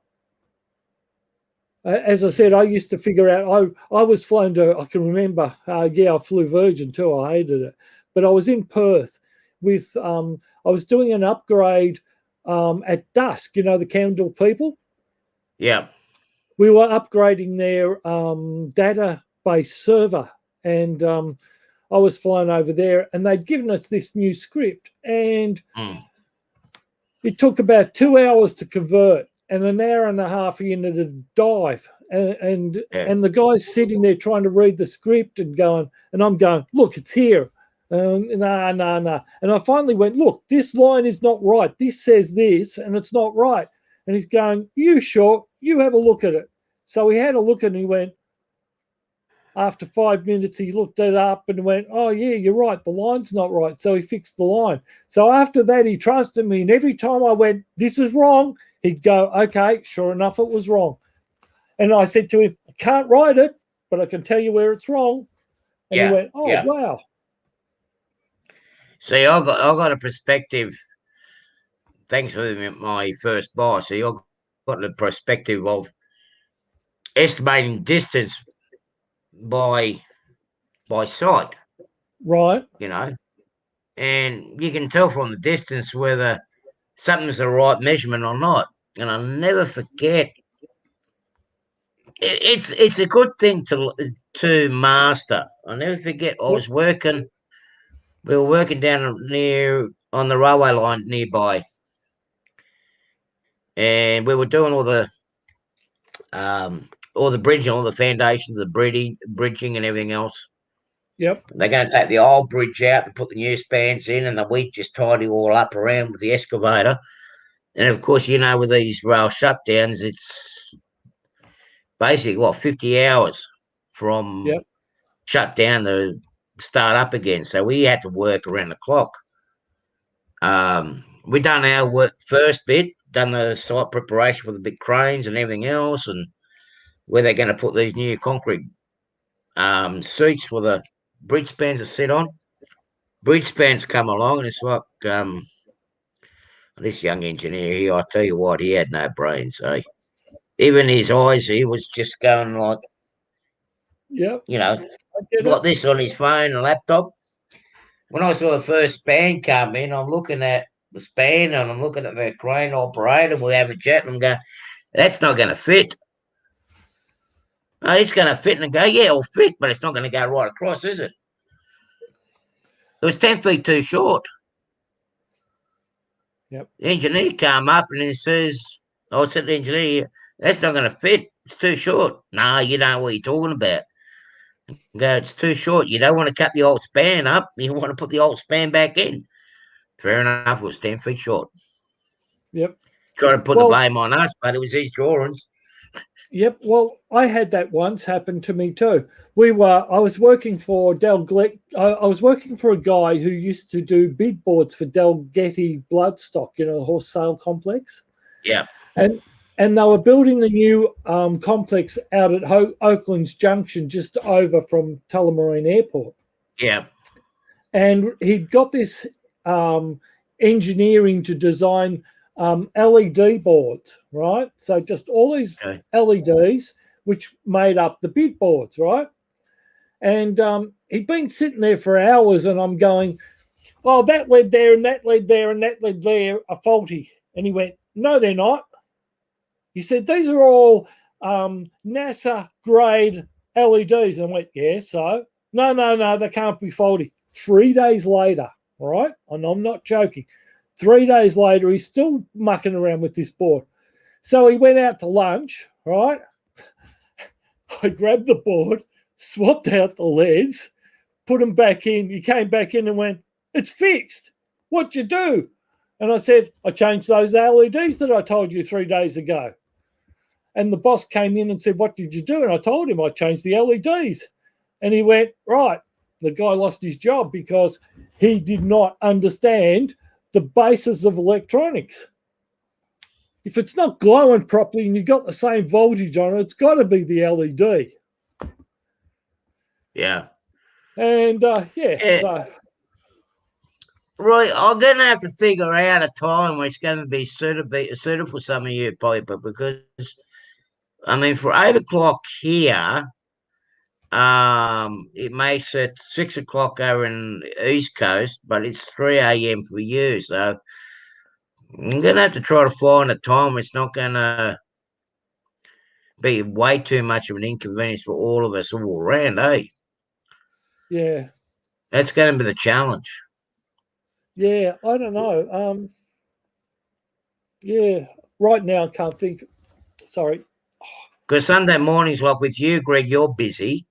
Yes, I am. Yeah, because I'm doing the live streaming and and as I'm Saturday mornings are busy with the people on the East Coast. So really, I mean, the only way like Roy and the people on West Coast US can join us is in the morning hours. I'll have to play around with it. I'm gonna have to suss it out. Yeah, we'll have to play. Well, we should be able to find somewhere. Yeah, I'll work out a slot amongst the normal group. Me hole's sore. Oh, okay. It's itchy and it's sore. Oh. Well, I suppose that helps you out. Yeah. But I mean, I know how it can get to about 2, 3, 4 o'clock in the mornings. I mean, like with Heath and that. Yeah, see, Heath is always on it. See, I was on Heath's stream. Well, I can start early if you want, Roy, if you want to join in. But yeah, I suppose we could do that. I mean, what time would suit you, really? I mean, we go 6 o'clock, so 6 o'clock. Well, that makes it about 1 a.m., 2 a.m. I suppose we can go 6 a.m., 6 p.m. here, eh? We could go Greg. 5 or 4. Yeah. What about 4 o'clock in the afternoon? Yeah. Yeah, I suppose we can go 4, but they say 4, that's... Yeah, I suppose we could. I don't know. My brain's not working. Sorry.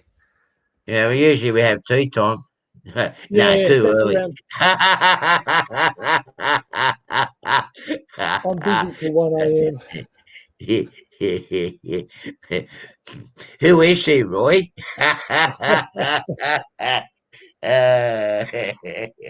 So busted. Oh, Okay. Well, I tell you what, we'll we'll work leave on it it. at the moment until we find a good time. Yeah, 6:30 p.m. would be all right. Yeah, 6:30 would be good. Yeah, yeah. It's just after tea time and Yeah, just after dinner. Yeah. after dinner and the main news. So yeah, I reckon 6:30 our time would be work out all right. Yep, that would Might be get some fine. other people too. Might get some other Aussies join in too. Yeah, hopefully. Yeah. Because there's not much on TV anymore. I mean, Oh, the last 2 nights has been the same repeats for the last 6 months. yep, yep. I Oh, mean, I've I just just can't given get up. over it. I've given up watching TV a lot, but that's because I'll sit there Jurassic and go to Jurassic sleep. Park's on here again. I mean, we only just had Jurassic Park in June and July, Yeah. and Nah. we got it back on again. It's like it's the only movie that's ever been made. Right. Like Yeah. 30. I'm not sure.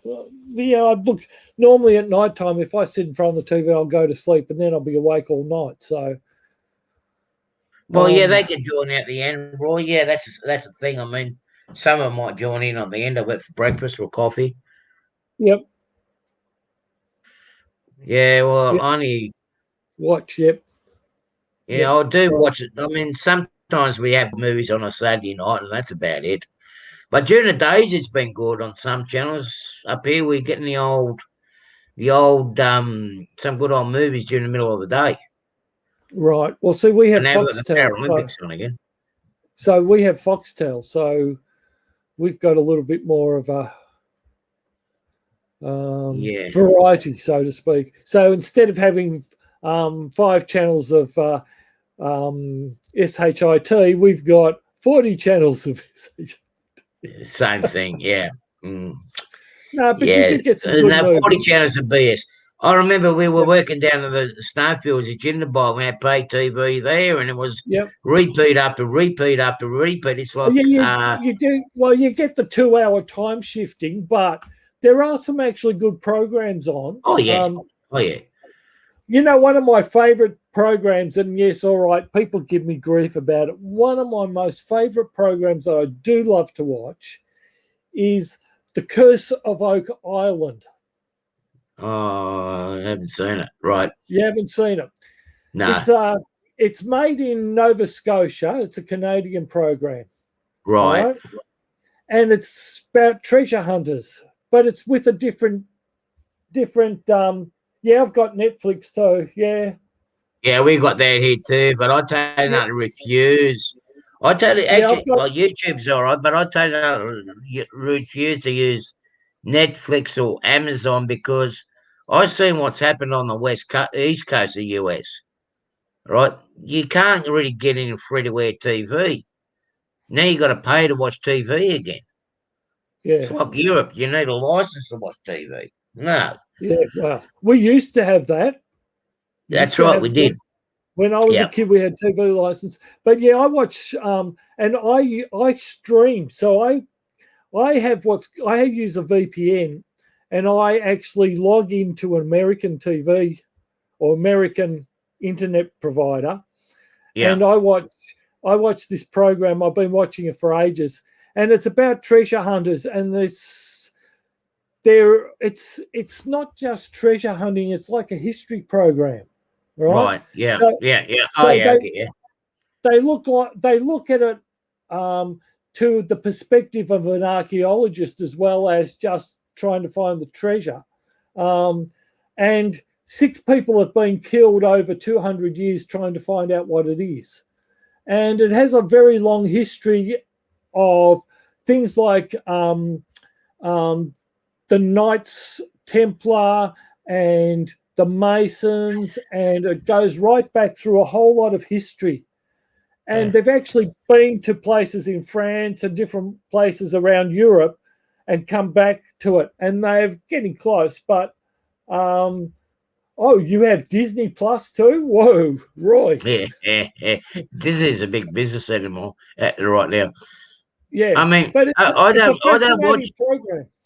Yeah, I don't watch live reality TV. Boy, all I got to do is open my front door, and I got my live performance there. How's those? Yeah, something like that. I got days of lives I've got days of lives to be right and young and restless to the left, and sometimes they change. As the sand drips through the hourglass. Yeah. Oh, the days. Well, this is sort of reality, but it's actually interesting because whatever they find, they get tested, right? So they've tested wood and they've tested a whole. If they find a piece of metal, they take it to a blacksmith. It's quite. I love it. I enjoy that sort of stuff. I like what? Mandalorian. Right. Yep. No, never seen that. Yeah. Okay. I don't know. Now I'm lost. Wow, you've got a variety of eclectic viewing habits. Yeah. Mm. Yeah. Mm. Yeah. Well, I stream. I do a bit of streaming. So things like Midsummer, right? We normally watch them straight out of England when they're only just being shown, and by the time they get here, it's like 6 or 8 months before they come here. Yeah. And so I hop in and watch those, and I hop into America and watch stuff over there as well. So yeah, but that's I probably watch more of that than anything else. Well, our programs here in Australia just got so deadly boring, and they're way too predictable now. Even our soapies are so unpredictable. I mean, why do I want to watch it on TV when, as I just said, all I got to do is look at me front window and see it all going. No, I haven't seen that, Roy. Expanse. No, I haven't seen that either. It's not here that I'm aware of. I must hop on and have a look at it. Yeah, well, it hasn't hit our shores yet. But then again, I haven't been to the US for now 2.5 years. So, well, see, there's 2 years. 2 years now. I haven't been there. If you go in via VPN service, you stop the geo blocking, and you can watch live TV from there. Right. Okay. So things like now I've got a mental block, but all the movie channels, HBO, History Channel, Fox, all those you can actually watch live from here if you use a VPN. Yeah, okay. So and I just use a little Android box. Yeah. Yep. And you can break the geo blocking, so you can go you pick your country that you want to watch, and you can go in and watch it. So I go into UK or America, and you don't get that blocking effect. So you can watch. I think in America I only have about, when I log into my app, it's about 670 channels. Yes, 670. Yeah. I think, well, see, at the moment, while I'm on workers' comp, I'm just going to try to deal with what I've got here at the moment and, persevere, because once I get back to work again, I mean, a lot of the TV and whatnot, it's going to be a waste of time for me anyway, especially pay TV. Well, yeah, I get it. Because why pay for something that when you never have it nights? Well, that's right. But see, we got pay TV originally for my daughter because we were getting very, hang on, what can I say? When she was younger, so we've had Foxtel for a long time, but when it was younger, there was a lot of inappropriate ads and programs on TV for little kids. Yeah. So we got Foxtel for that reason, where we could control what she watched, and then therefore she didn't see those things. Like 9/11, when that happened. See, I was in the air, flying to Sydney, and she really got scared about that because she saw it happen, and Dad's on a plane, and I might be in Australia, but when everything was locked down, I couldn't get home. And the day I did get home was the day Ansett went down the tubes. They went down. They went. The scary part of that was, I can tell you right now, the Ansett went down the morning. Friday. 9/11. The Ansett pretty much failed the same day. We got closed up on the same days those two planes went in. Because I can tell you now, because that was Tuesday. I was in the airport on the Friday, and it was the Friday that there was the protesting at Sydney Airport. Mm. And as far as I was aware, because I was watching the news, was that Ansett had only gone down on the Friday.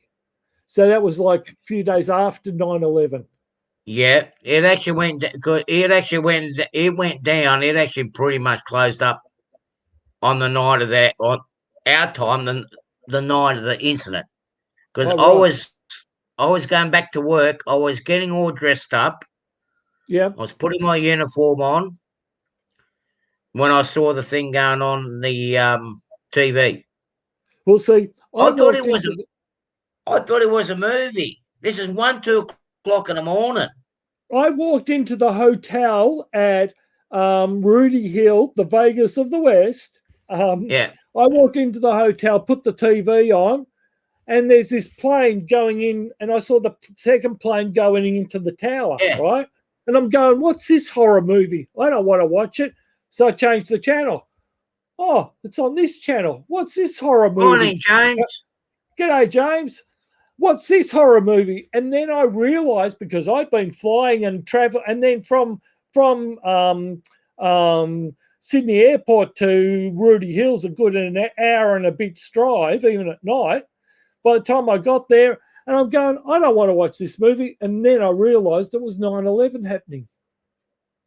Well, I got out of bed, right? This is about midnight, because I had to do the first flight out.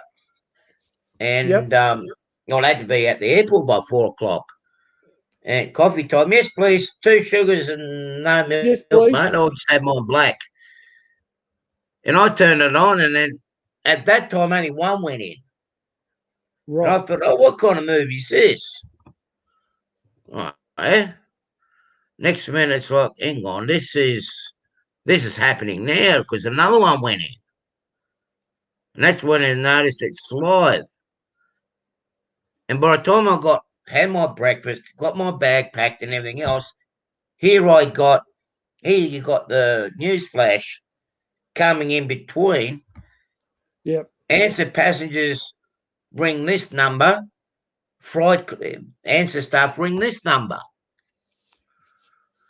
So I'm ringing both the United States and work. And then when I rang work up, they said, oh, no, the doors are closed. We haven't got a job. That closed up that morning. Right. Yeah. Wow. So I know, and so on the Friday when I tried to fly back, you can imagine Qantas Terminal in Sydney, right? You know how big it is, right? Normally there's 3 or 4 planes in at one time. Every one of those 18 bays were full. There was 6 planes sitting in the the side taxiway, right? There were 6 planes sitting there, and there were more planes sitting everywhere else. One would pull out, and then one would back out, and the next one would come in, right? It was like that, and you couldn't walk. And the reason why I say Qantas Airport, because you know how wide the walkway is. It's serious. You could not walk down there for people sitting on it. There was not one space on the floor. And he sees cops, and it's the first time I've seen it in Manchester, but not here. The first time I've seen cops walk through an airport with machine guns. Mm-hmm. Right? And I went, oh, I need to get a cup of coffee. Yeah, right. 2 hours to get one cup of coffee. That's how bad it was. Yeah. Okay, we might be going to bed. It's getting close to our bedtime, James. Actually, I wouldn't mind another coffee too. Yeah, I'm not allowed. Hang on. Yeah, if I don't get one, I won't be allowed one. So I've got to stop now. Yeah, Drinking it's all right. I don't have for to fast. tomorrow. Oh, right. Yeah. Well, that's right. Yeah, you got a reason to fast. I haven't. Yeah, no, I have to. I'm not allowed anything. So, but yeah, I'm told my brain will light up. So I need to go and sleep for it. Well, you see, Roy, it makes me wonder. You're almost at the same time zone as us, almost. Almost, yeah. Yeah. He'll wake up the same time as us in the morning. We're gonna have to call him in. Yeah. You might as well call yourself an Aussie. You're up at the same time as us, Roy.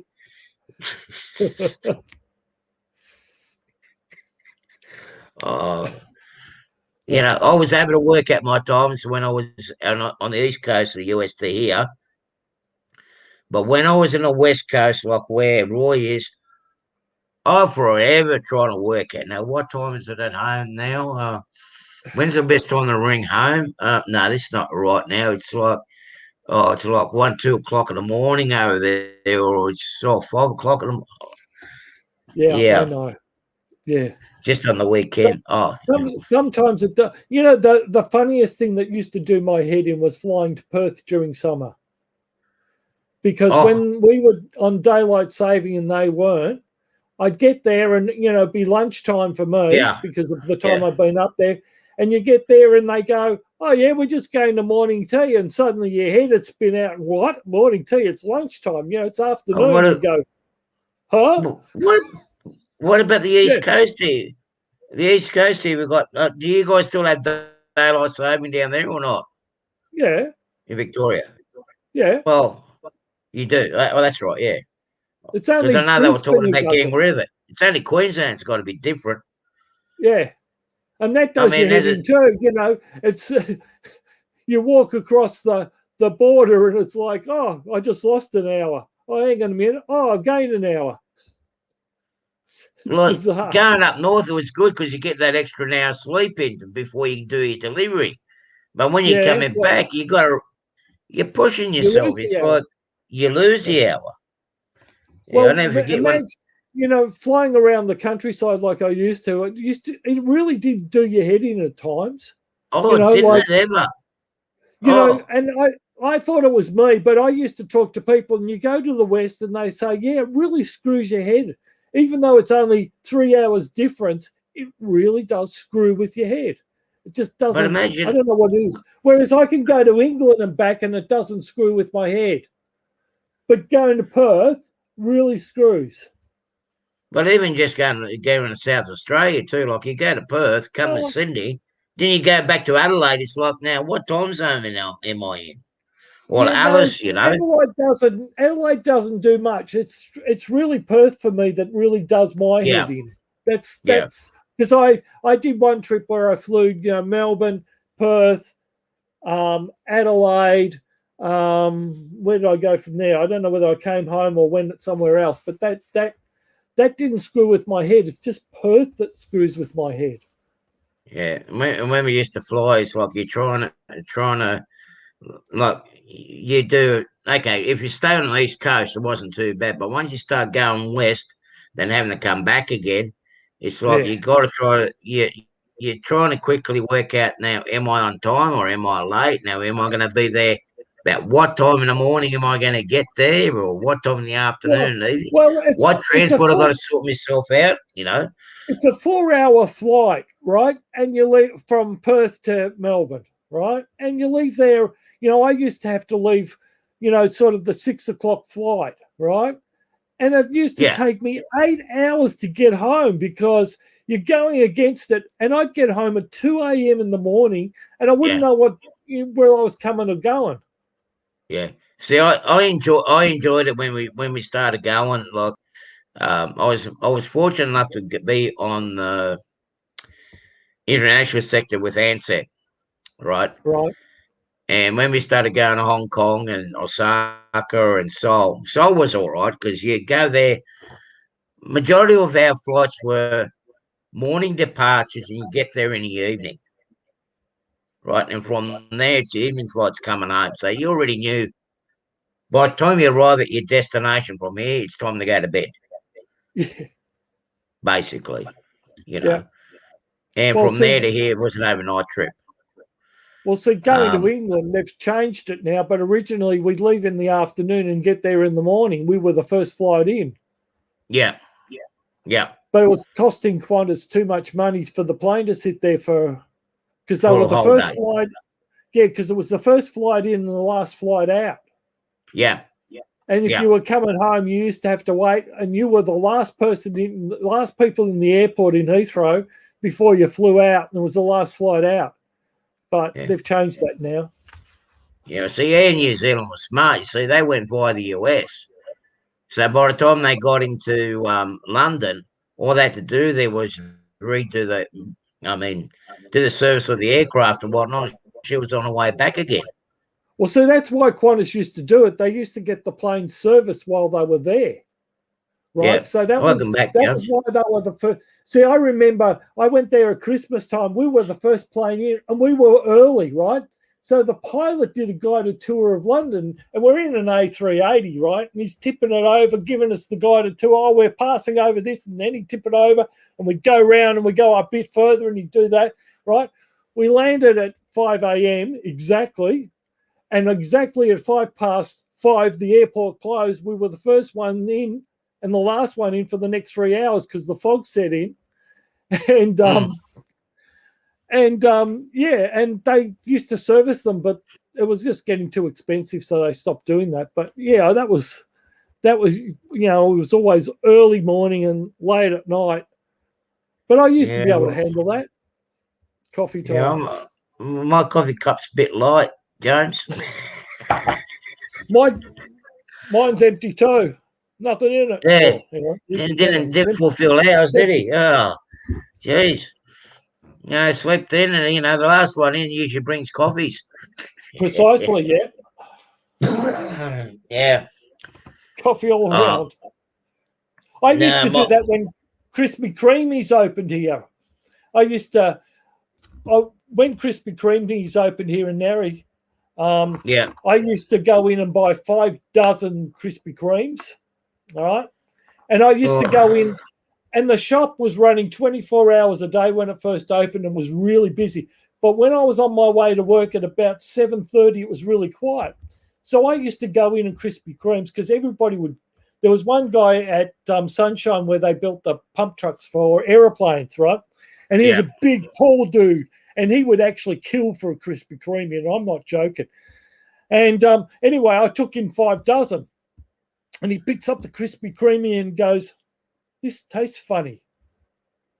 "What do you mean it tastes funny? It tastes like a Krispy Kreme." It tastes different."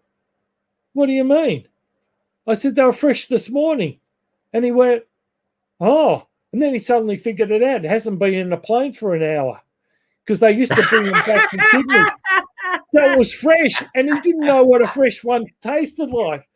So every time I went there, I used to have to buy every time. So we had 6 sites in Melbourne, and there was 26 right around the country. Every time I went somewhere, if they didn't have a Krispy Kreme, I used to have to take all these Krispy Kremes with me. The first Krispy Kreme we had here in Sydney was at the airport. I don't know. I don't know.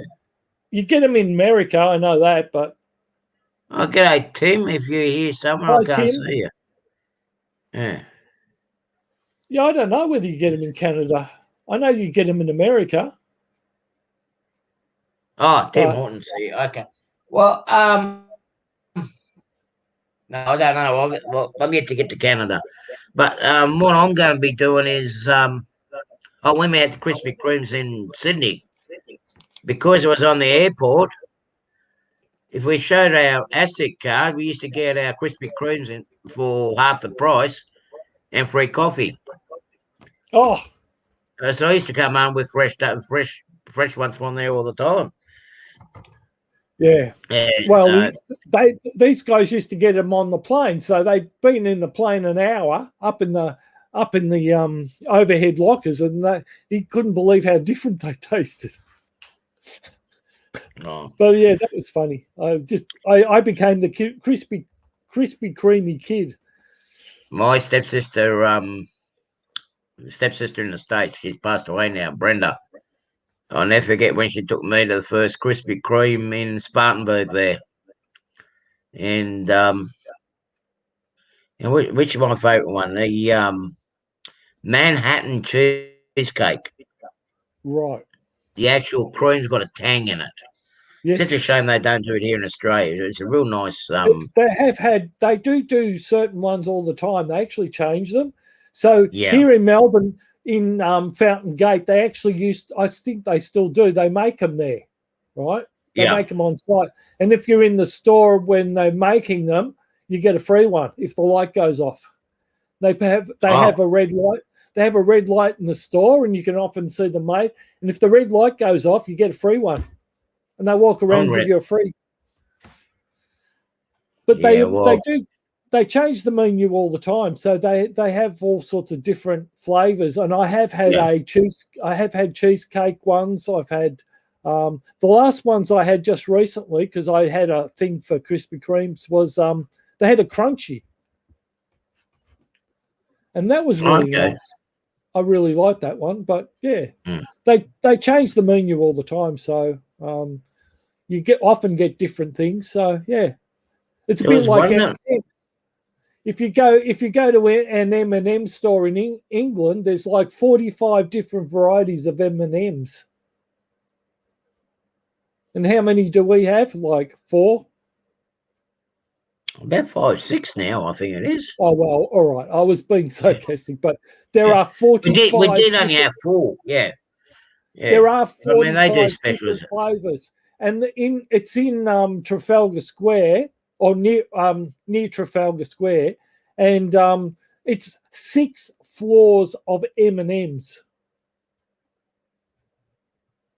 That's why I got no teeth, because of them. That's why I got no teeth. It's all because of M&Ms. My daughter's favourite place. It's not all lollies, but they have clothes and other things. But my daughter's favourite place is the M&M store. I used to stir up my family over in the US. Especially I'm going over there in October, right? Brenda got me hooked on to the Starbucks drink they have during Halloween season, which is pumpkin spice, and you can't get that here. So it's like, I'll go over there. I had my pumpkin spice. See, I'm going home now. Yep. No, you can't go home and go, well, I came here for my drink, and I'm going home now. It used to freak her out, I mean, Southern Americans do get a little bit gullible, especially the ones in the southern eastern corner. Yeah. Yeah. But you still there, Roy, or you're falling asleep on me? I think Roy's fallen asleep. Yeah. I'm guessing he has. Well, given that it's what, 2 a.m., 3 a.m.? 3, 4 a.m. over there, Yeah, I mean, it is early in the morning, I suppose. It is. You can't blame him. No. He's still there. Oh, he's still there. Oh, he's still awake. Listening to our boring conversation about M&Ms and Krispy Kremes. Krispy Kremes and Starbucks, and they're like, we see that here every day. But I mean, we have one Starbucks in, we did have one Starbucks in Darling Harbour before they started revamping it. There was one at Southern Cross. You're right. which used to be Spencer Street. Yeah. That place. So I it's don't like what they've 4:30. done to it. I don't like what they've done to that place. It looks No, terrible. they've stuffed it. It's four. Yeah. It's 5:34 a.m. Roy, you should be asleep by now. Got to be up. No, it'd be time for him to get out of bed. I mean, the Yeah, sparrows he's are going to probably be still in starting. bed. That's why he's not on the stream. He's lying in bed. Yeah, that's what it is. Yeah, or you can hear the sparrows farting. Yeah. Yep. Yeah. We had one in Darling Harbour, and he's Sydney for October, and it's like I've gone up there. I want a pumpkin spice, and they just give me this dead look, and I'm like, it's Halloween time. Do I need to prove it? No, you don't. I'm not No, in bed. you don't, Roy. No, We're only having you on. It's the Aussie sense of humour. Yeah, we've got That's 6 not a sense of knife. humour. This is Yeah, a knife. You can't. No, we can't believe it. He used to be a bridge. He used to paint the bridge, Sydney Harbour Bridge. I met him. I when I was an apprentice, I met him when we had a private party with him. Yeah, the whole crew, because Sanyo sponsored the Paul Hogan show. Yeah, right. I love these shows. I love these shows. We were at a lot of the recordings, and we actually set up a whole lot of TVs for Marsha Hines. There's a scene where Marsha Hines has 180 TVs behind her. Well, I set that up with 2 other guys, and there's another scene with old 55 with 4 screens. Hey, he's up. See, I'm awake. I can't. Hey, Roy, do you hear that in his background, Greg? Yeah, I can hear the birds. Yeah, you can hear the birds, Martin. It's not quite late yet. It's got another half hour or so before the sun comes up. You know what they say? It's the early bird that gets the worm. Yes, precisely. Yeah. I can always remember being up at 3 a.m. getting out to the airport, and you get into the airport and there's nobody in there, but you had to be there, Oh, yeah. Yeah. Then you go in the office. Oh, look, there's people here. Then you go back out. One time I rocked up for a flight to Cloncurry. And again, I had to be there by 4. I was there at 4. And I got in there and I went to get my tickets. And they forgot to pay my tickets. Oh. And I'm going, hang on a minute, but hang on, it's all pre-booked. Yeah, well, I know you're on the flight, but they haven't paid it. And I went, oh. And I had a company credit card, but it was only a small one, right? Anyway, I went, well, you'll have to put it on here. So they put it on my credit card, but I couldn't do it until 5 minutes before the plane flew out because they weren't open. And I'm going, but I need to be on this flight, because if I'm not on this flight, I can't fly out of Brisbane to Mount Isa to get to Cloncurry. Oh. And anyway, I finally got there. So I got to Brisbane and I rang up and said, you forgot to pay my airfare, and now I can't pay for my hire car or the hotel because I just blew it, because it was over $2.5 grand worth just to fly to Cloncurry. And they went, oh, okay, well, we'll fix it up straight away. I'll send somebody down the back. So I sent somebody down the back.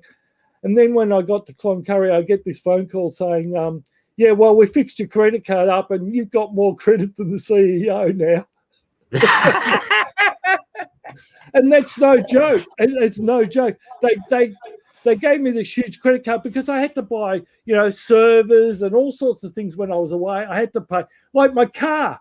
I went to Cloncurry for 1 day, right? Overnight flight. So you know how far Cloncurry is from Melbourne? We're talking, right? I stayed overnight and came back. Car hire for 1 day was $500. That's like going from your place, Roy, up to Seattle.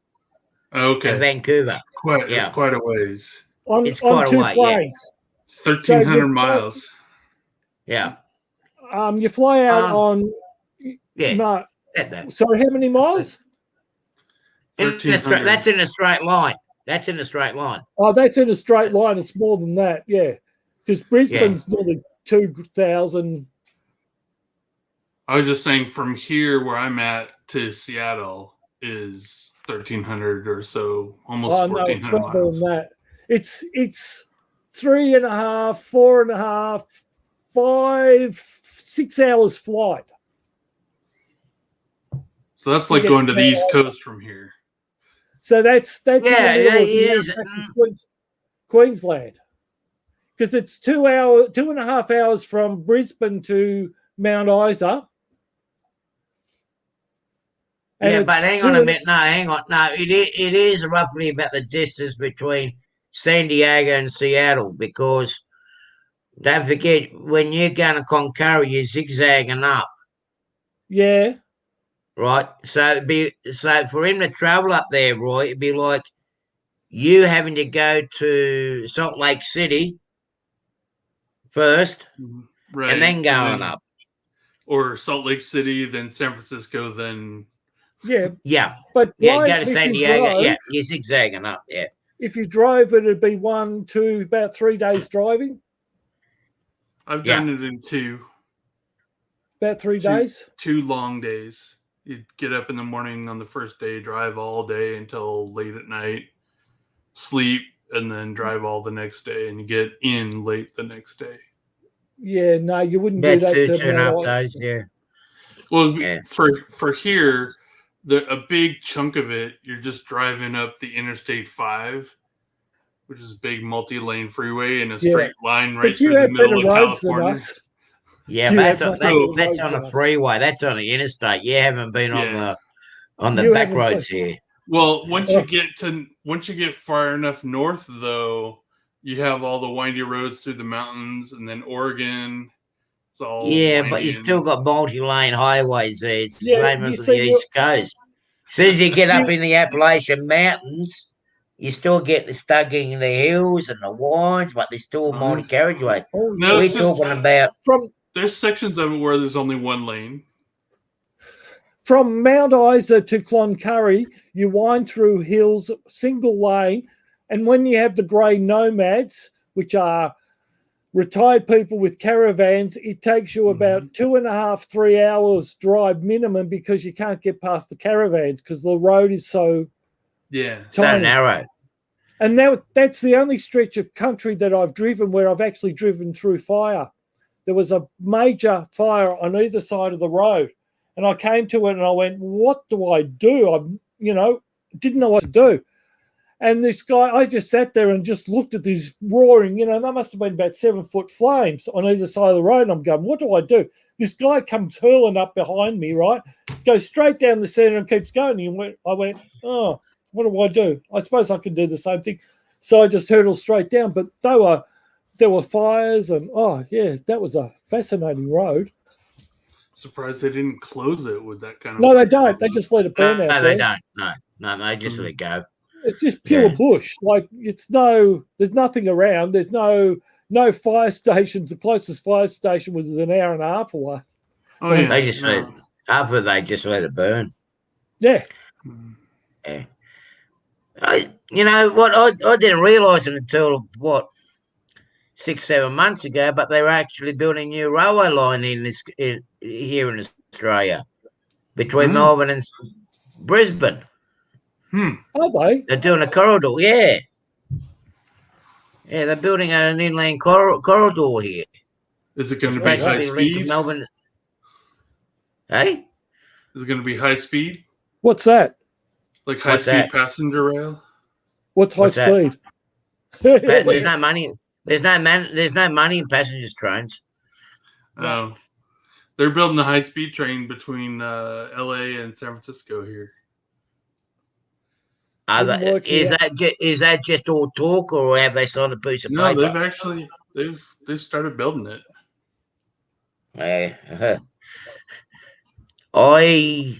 When I first started working, it got voted on, and there's billions of dollars allocated to it, and they've actually started building it. They've got right of ways and stuff like that. Okay. Well, they're crazy. building a tunnel under the Yarra River, except it was supposed to be finished by now, almost finished by now, and they found nuclear waste there, so it's still being built at the moment, and it's who knows when it's going to be finished. Hey, what? They what? Yeah, seriously.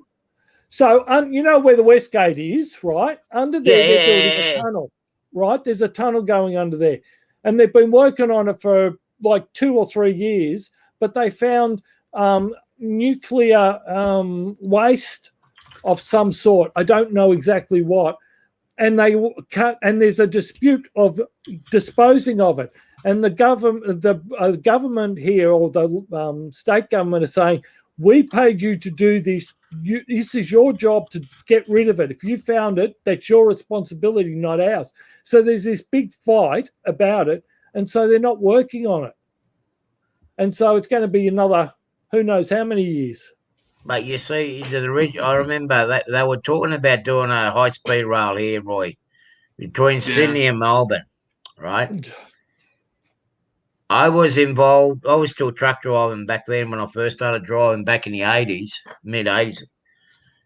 I worked on I put my tender in on one partial part of the contract. We were supposed to get the same train as what they have in France, the VFT, right? About 80% of the line was going to be on elevated track. It was actually going to go through the Snowy Mountains, through Canberra, through the snowfields, right? And it would have been coming up near Greg's place now, right? The tree huggers and environmentalists put a stop to it. Yep. Because it's going to damage the environment. Now, the train was going to go roughly about where the old original train lines used to go. It's not being used anymore. It's been shut. Okay. And then the rest of it's going underground. It's all going to be elevated. It's not going to hit the kangaroos and the koalas and everything else that they carried on about. So here we are. What are we, 2021? And they're still talking about a high-speed rail between Sydney and Melbourne. Yep. Who ain't going to see it? And Melbourne's still talking about a train to the airport, which is supposed to start soon. Sydney got theirs first. Yeah, I know. They've been talking about the high-speed rail between LA and San Francisco for a couple of decades, though. So I'll believe it when I see it. Yeah, but then again, have a look how long it took them to do the There's me hopper.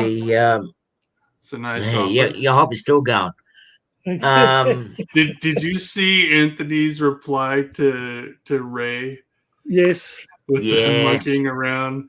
That was so hilarious. Well, let me tell you, Roy, I started doing one to reply to it, and I actually wrote about half of it, and then I decided, because I had a drill hole put in me on Thursday, so I was starting to get a bit of pain, but I had written some words to Hey, we're the monkeys. And it started off with, here we are, model railroading, doing the monkey challenge, but I listened to it back and I went, and then I saw what they did to Artie and I went, nah, so I just canned it and didn't do it. But that was what I was going to reply to, was in words, and then I was going to run me hopper because I don't have any flatbed cars. Well, they did to me. They didn't do nothing to me. I had to do a remake because the count was wrong. Well, that's what. Yeah. Well, that's the same thing. But I just went, no, I'm not going to do it. But I was. Artie, did you just decide to do that yourself, or did somebody call you out as the count being wrong? Oh, look! I looked at it. It's like,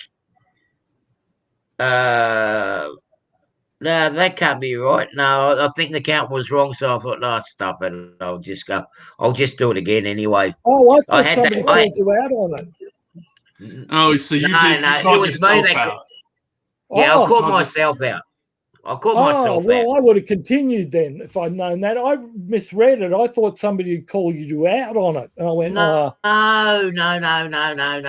It was me. Like at first, it was when you started and it was just the one flat car, I thought you were going to have that be the entry. There was 3 flat cars. Right. Well, there was the one just right in the middle. No, I'm saying on the new one, on your remake video, there's just the one car, the Southern Pacific flat car, sitting there while you did your intro. And I thought, he's going to joke us and just have it be one and say, there's one car, and I counted it right this time. But but then you brought through the train with the 30 cars in a stack. That were flat. That were. So I had the idea to reply to you and go, I'll take all my flat cars from my N scale and put them on my 2 flat cars for my HO. Put every single flat car I have across that. I've got more flat cars, but I just can't get to them at the moment. That's only a third of what I've got. I've got a lot more than that. But I haven't got enough space for it. I only put the 6 military flat cars, the 3 at the beginning, and then the 3 with the crates. But I have 1, 2, 3, 4. I have like 8 more sets of the Microtrains military sets where it's the flat cars with tanks and the flat cars with Humvees and the flat cars with the containers. And so I have like enough. I could do like 30 flat cars that were all military. But I have to build all the little tanks and Humvees and MRAPs to put on the flat cars, and then the mounting chains and stuff. It's going to be a while because I have to build them all. See, I got a cat train. The cat train is about 15 cars, flat cars. Then I've got. I just recently bought before Christmas. I bought about another 10. The big flat cars, which I'm going to put eventually when I finish some of this. The wind turbine cars that you got there, where that's got the turbine blades. Mm-hmm. Yeah, that's actually 12 of those big flat. I want to do a model of that eventually. Yeah, they did it in N scale. Microtrains has one where it's 2 flat cars and the big long blade. Right.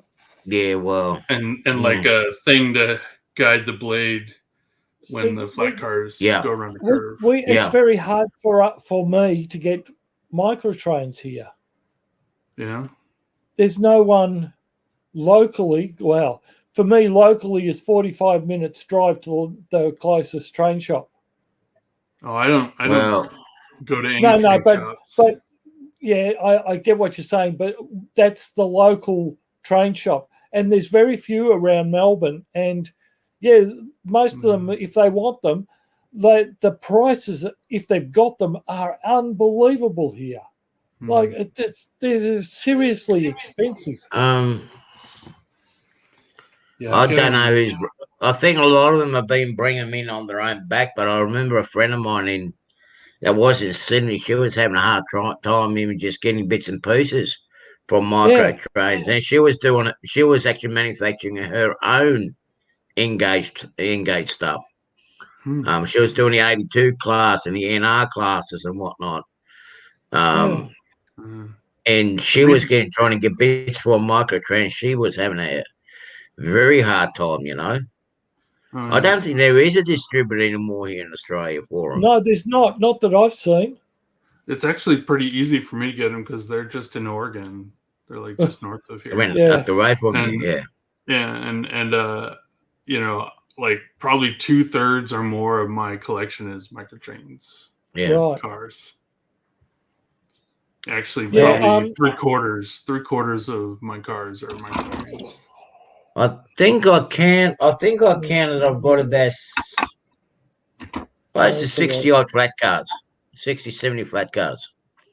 Because one of the other trains I want to do is, you got the work train with the rails and that maintenance away. I want to do one of them down the track somewhere. So I got them cheap, so I'll grab them. I wanted to argue I didn't, but I was going to bring up with Ray that technically auto racks are flat cars because they're a flat car that they build the auto rack on top of. They are TTX 89-foot flat cars. Yeah, and they used to just be flat cars. Like the old ones were even more like a flat car because it's literally a flat car with a frame to allow you to park cars on. Well, that means that counts half of my train. That counts more than half of my train out then. Because you see, the flat cars that I've got on my train, they were actually sheep wagons, cattle wagons. No, yeah, I know. I'm just saying, like, technically they are just like center beams are flat cars, even though they have the big frame on top of them, and the bulkhead flats. And I mean, if I could have used my auto racks, I have like 50 something auto racks. Yeah, that will be cheating. Yeah, the lengthwise that will be cheating. I don't have many of them. And with the those are all 89 feet. I would like have a train going completely around my entire main loop. I'd have to have like 4 engines to pull it. Well, I tell you what, that GP30 of mine, when I added those flat cars, they're actually full-on cast metal flat cars, majority of them, except for I think 3/4 carriage, which is plastic. They're real heavy metal ones. And that poor GP30, the Proto 2000, only just managed to get it going. And out of my turntable, I've got a little bit of a lip. So the wheel catches on to it. It was like, it just got to get over that little bit of a hump. Was that where it stalled? You had to reach over and push it? In the second video, there was a little bit where it looked like it stopped for a second and then it jumped ahead. No. That was a power surge. Surge. Okay. Yeah, there was a bit of a with the frog. What happens is I've got to put a bit of nail polish on the frog of the on the switch here. On the point. Yeah, I know what you mean. Yeah. On the Pico tracks, up in this area here, right, where my fingernail is, because the track's so close to each other, and if you've got a wide wheel, it'll short out on it. Yeah, just briefly. So it cuts my power out. But no, there was no pushing there. I had on speed step 20. Once the power comes back in, you just took off. Yeah. Oh, okay. I was worried when we kept. I was more worried when it got to the end of the track because I got a bumper at the end of it. If it's going to stop, suddenly everything fall over. Funny you should say that. My mate Dave, he loves his Hornbys, right? And he used to have a Hornby controller. And when we were doing he had lots of issues with his track, and I was helping him get it going. And when we used to have to stop it, we used to go, stop, right?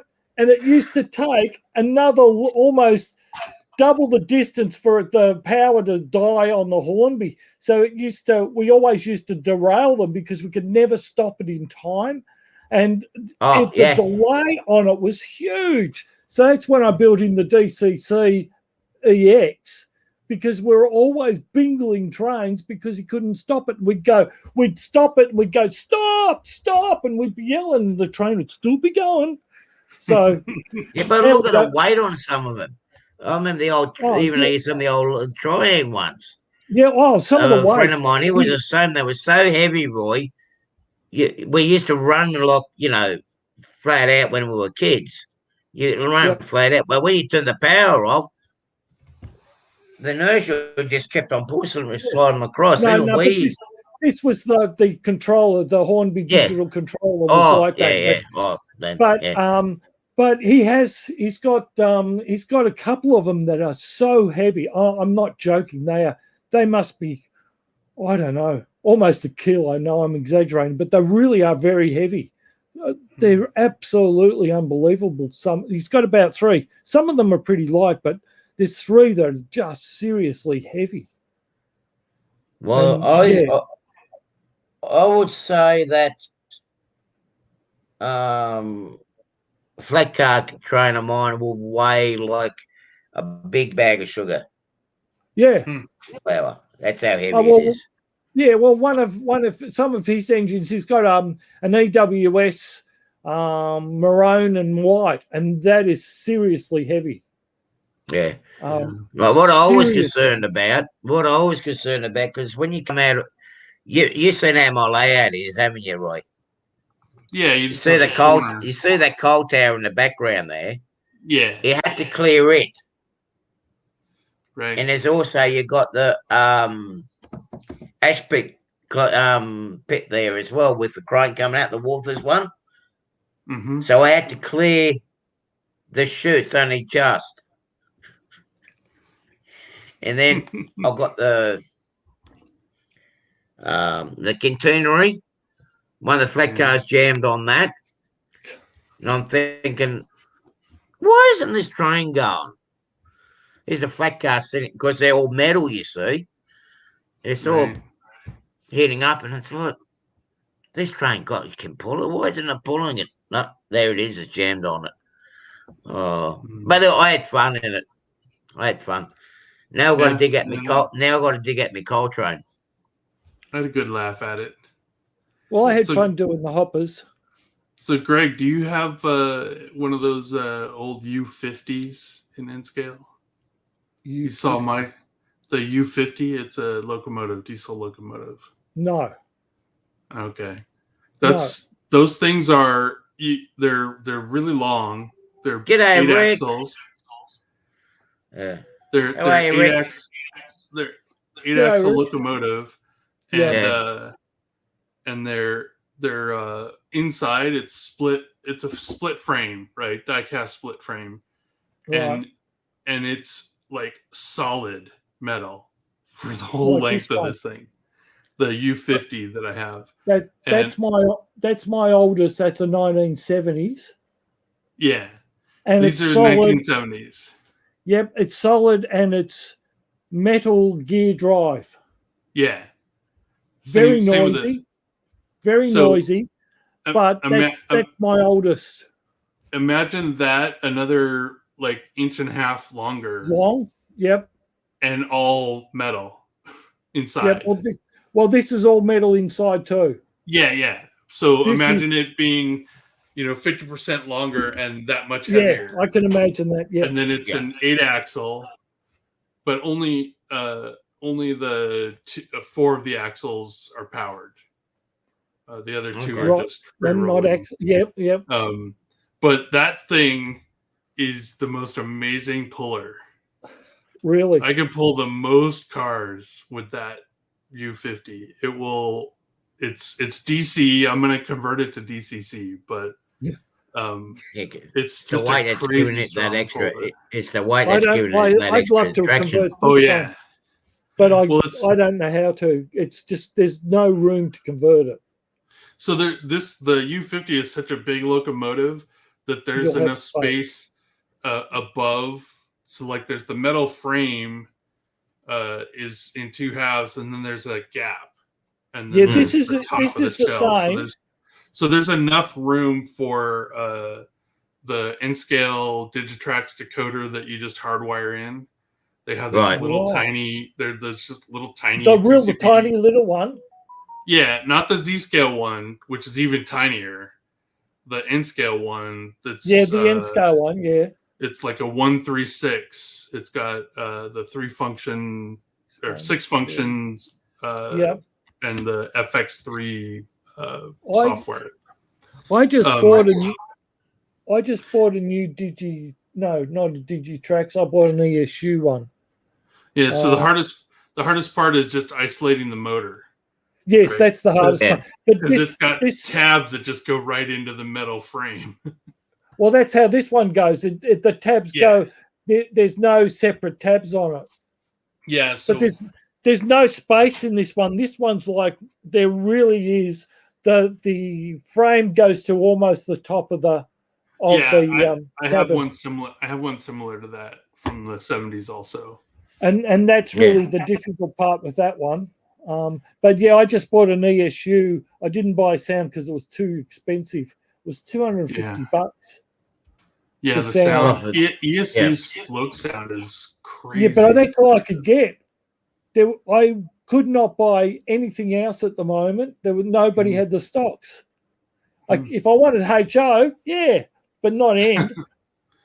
No. Well, I know. Soundtracks are coming out with the new N-Gage stuff out now too. Yeah, they're coming out with it, but there's nothing they're kind around. Of expensive too, though.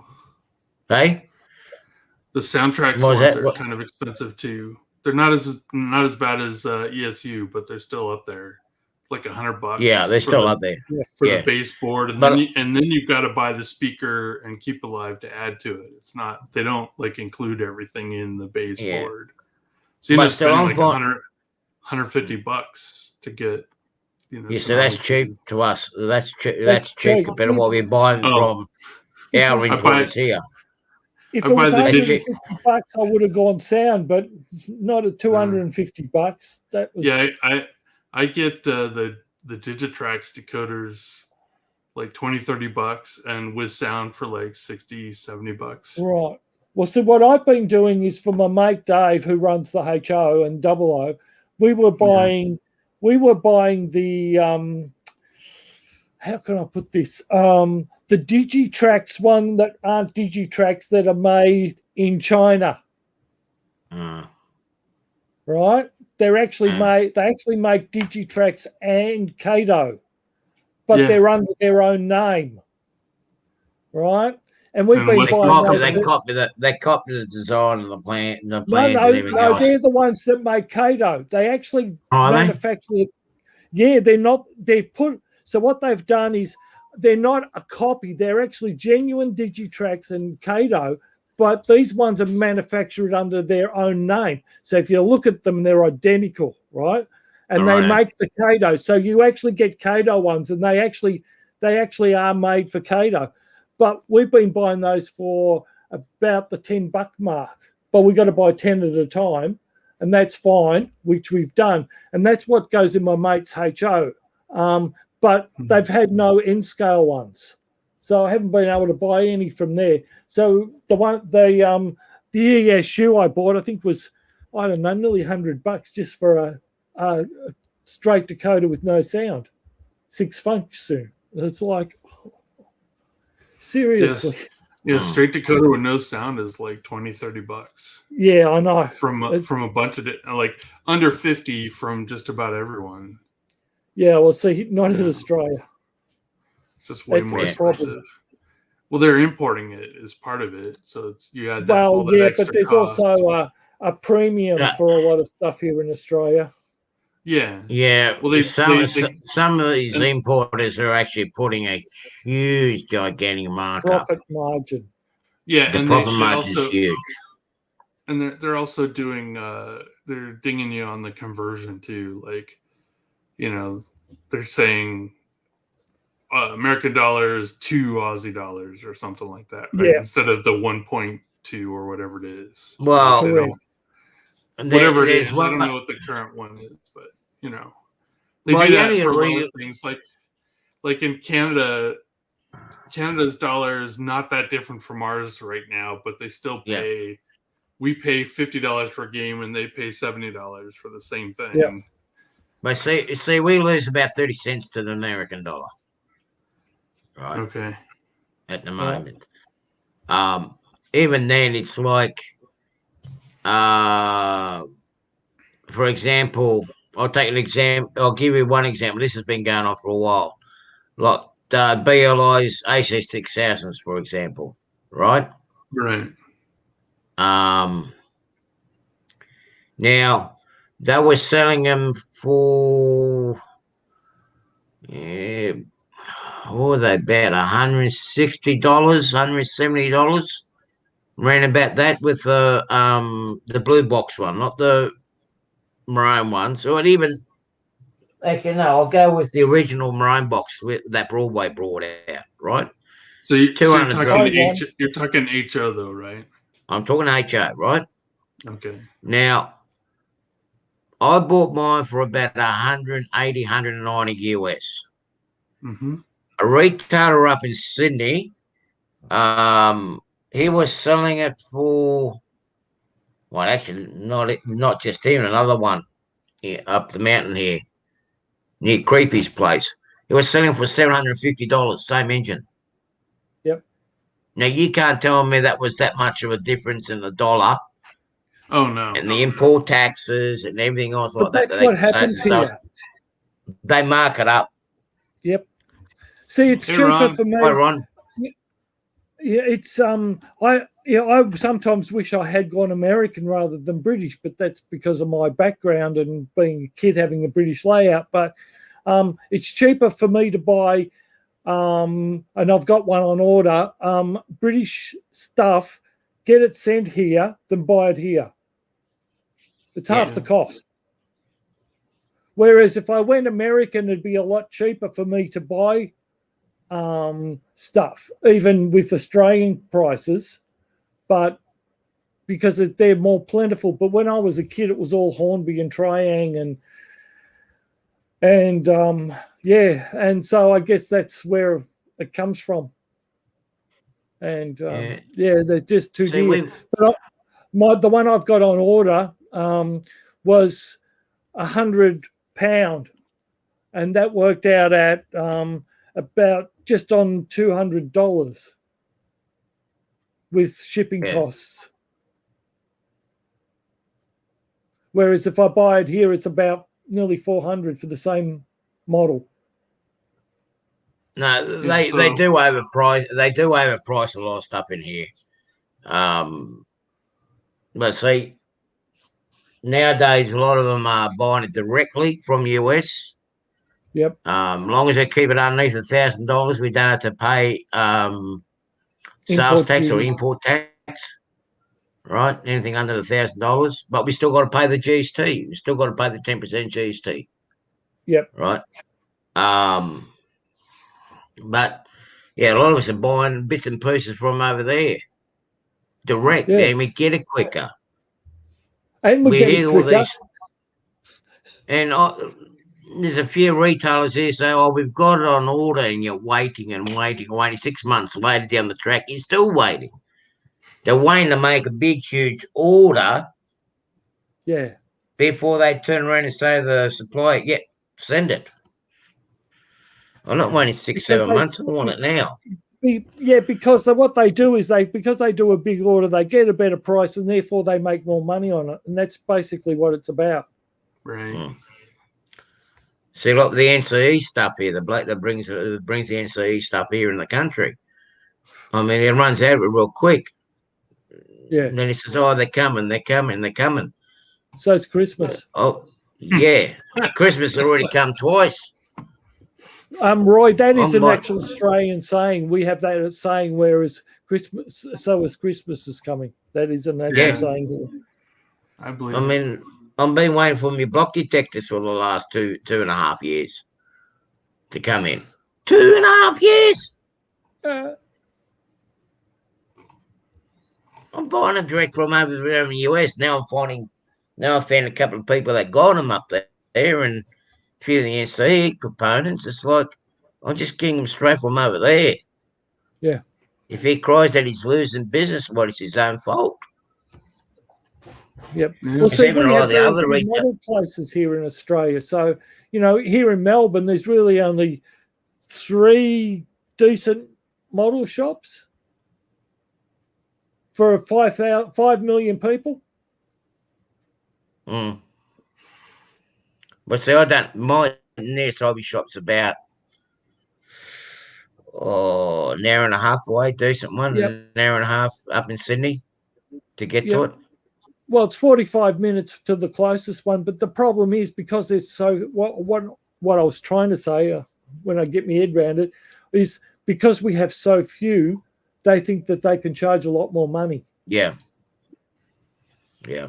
There's only one that I find half decent down here. And I'll go to him a fair bit when the scenery stuff and track stuff, because it's about half the price of everybody else. Yep. But like the PK track, he got a shipment of PK track early in the month. They were gone with it, and not even 2 weeks, all the tracks are gone. Especially flex track, they just went like that. Where I go to, which is Branch Line in Wanturna, which is 45 minutes away, they're one of the cheapest and best stocked for N scale. You want N scale? What's that? And that's common in Melbourne. It's like, N scale? You joking me? Very few people have N scale. But the guy I go to has just as much N scale as he has OO or HO. And that's why we go there. Because his stock and his website don't correlate very well. Yeah, there's really only one hobby store around here that's trains. Most of them are the RC cars and planes and models. Right. They don't have any train stuff. So there's really only one. I haven't been to it because since lockdown, and I buy stuff online, mostly from like Iron Planet and Train World and Yankee Dabbler. But I also use eBay, and there's a couple of shops that I just find through eBay because their store sites are awful. But there's a place in Burbank near LA that Burbank's House of Hobbies, and they put all their stuff on eBay, and they have really good prices. So I buy from them all the time. Right. Yeah. And they get like the microtrains. I just got this set here. Let me the weathered rail box. All right. Oh yeah. Yeah. Set. And it was like $98. And from the site it was 120. So from microtrains it would have been 120, but I paid 98 plus tax, so it was like around 110, I think, total shipped to me, where if I'd have bought it from microtrains it would have cost me about 140. So their prices are good, and they get a lot of stuff. That's where I get most of my microtrain stuff now, is that Burbank House of Hobbies through eBay. Yeah, I've been buying the same thing because because of health issues, I've been locked down since March last year. So we had one little adventure. We had two little adventures out, but that's all we've had. But yeah, it's just so dear. You just have to buy overseas. And during the height of COVID, to get from Melbourne, which is like 50, 60 k's away, took 5 weeks, whereas I could get stuff from England in 5 days. Yeah, I'm pretty much the same. That's the other nice thing is this Burbank place I order from. It's usually the next day or 2 days. Yeah, because they're only up the road from you. Yeah, it's a few hours away. Well, it's a few. I know where Burbank is. I've been there, but it's a little way from you guys. But yeah. I'm on the very northern tip of San Diego, so Burbank is literally 2 hours away. Right. Okay. Drive. Yeah. Pretty much, unless there's bad traffic, because it's LA. Yep. Well, so that's fly the Burbank. The only place I've been to is around LA and San Francisco. So they're the only two places in America. But San Diego is roughly about an hour and a half south of downtown LA. Yes. Right? And then go a little bit farther and you're at Burbank. Yep. Oh, we went down there for a little bit. Yes. So yeah. And you can just go a tad further, and then you can get some very cheap tequila and beer. Yeah, the Mexican border, Tijuana. Yeah, although that's a lot more difficult to deal with right now, crossing the border and back. Yeah. Well, we can't cross borders here either, so. We can't even go 5Ks. Yeah, but I got all my all that HO stuff. Almost all of it was from Train World. They had really good prices on everything. There's a few items from eBay, but I'm reading what Rick says. We're having we've just started having mask mandates. We've had mask mandates since March last year. Yeah. Yeah. Well, we've only had mandates here. Well, in public transport, we've had mandates since Christmas. Well, but now it's mandated to be out in public since end of June. We had a few weeks where we didn't have to only around crowded areas, right? But certain parts of Sydney now, you got to wear it all the time. But this is America. We have to have our freedom to not wear a mask anywhere, anytime. I'm in quarantine, Roy. As of I know. As of yesterday, I'm in quarantine because some idiot's been walking around our area, going to the supermarket 7 days, instead of staying at home and being quarantined, and now we spread it. We've got kids at the local skate park here, and they are wild, and it's just going to explode here. Yeah. I'll be okay. I'll feel okay. I've got my 2 shots. Okay. I'm okay. I'm vexed, but yeah. I'm just going to sit back and take the popcorn and let it all go. Is our limit. Unless you're going to, and there are reasons to go. I've got a work permit where I can go further to do the live streaming that I did this morning. But if you're going to the doctor or hospital or having a jab, you've got an exemption. But you actually have to prove it. But we're not allowed to go more than 5Ks from home. Yeah, I can't leave my yard now until I get my negative result. I am not allowed to come. And we've got cops driving around in the area too. Yep. And the only thing that are open here are supermarkets and chemists. Sorry, pharmacies. Yeah, pharmacy. They're the only 2 things that are allowed open. You are allowed to do click and collect from places if they have that facility, but not everyone has that. At least we've got the bottle shop open up the road here, Greg. You're living in the wrong state. All ours are shut. Our bottle shop's still open. We're right. No, you have to do online. No, our bottle shop's is still open. I mean, they close the bottle shop here, there'll be a huge riot. What's funny is we're still all wide open here, and our numbers are worse than they were last year. Yeah, when we closed down. Look, this is all started by one person. This is started by one person picking up FedEx passengers. You done the wrong thing, and you have a look at it. He's just gone bang. It was coming. It was coming. You can see it was coming. Well, they just had that Sturgis motorcycle event the other day again, and we're getting a huge spike from that now. All those people are now spreading it back in their home states, right? Because they all went there and they got it from the few people that had it, and now they're all taking it back home. Say to you, Rick, that's what's been happening here, and a lot of churches here in Sydney have now got one. There's 2 now, but one in particular, they got a huge fine. Yeah, some of them. Most here in Victoria are shut. There are a few who have. You're allowed 5 people to do a live stream, and that's what I do Sunday morning. I set up this live stream. I've got to do the video, but I set up a live streaming for a church, and we do that on Sunday mornings. But we're allowed 5. But there are some churches that had 20 people in, no masks, no anything, and it's gone ballistic. But most people here in Melbourne have kept to the rules.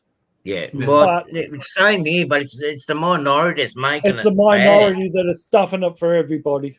There's this one church up in Sydney just the other day got $40,000 worth of fines.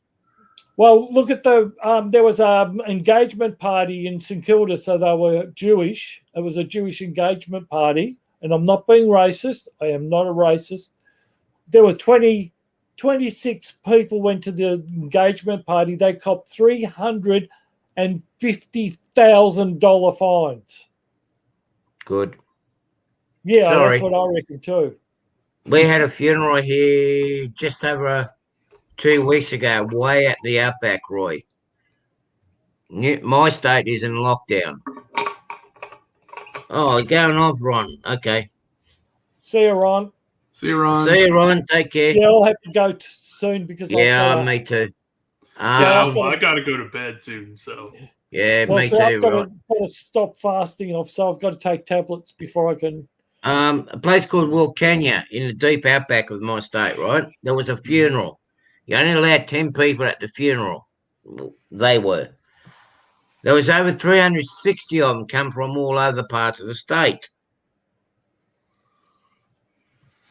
And now they are crying that because it's spreading throughout the whole community, they are now crying that the government's not doing enough to help them. It's like you're only supposed to have 10 people. Someone came over there in a funeral, there was 360 of you. And now you spread it throughout the whole state and probably half the country. And now you want help. No. Yeah. Sorry. Precisely, yeah. Well, that's why we live stream, and it's the same people all the time. So it's not, right. we do the right thing. And a lot of them do. A lot of them do, but it's the ones that don't. That's what's stuffing us. It's the people who think they know better.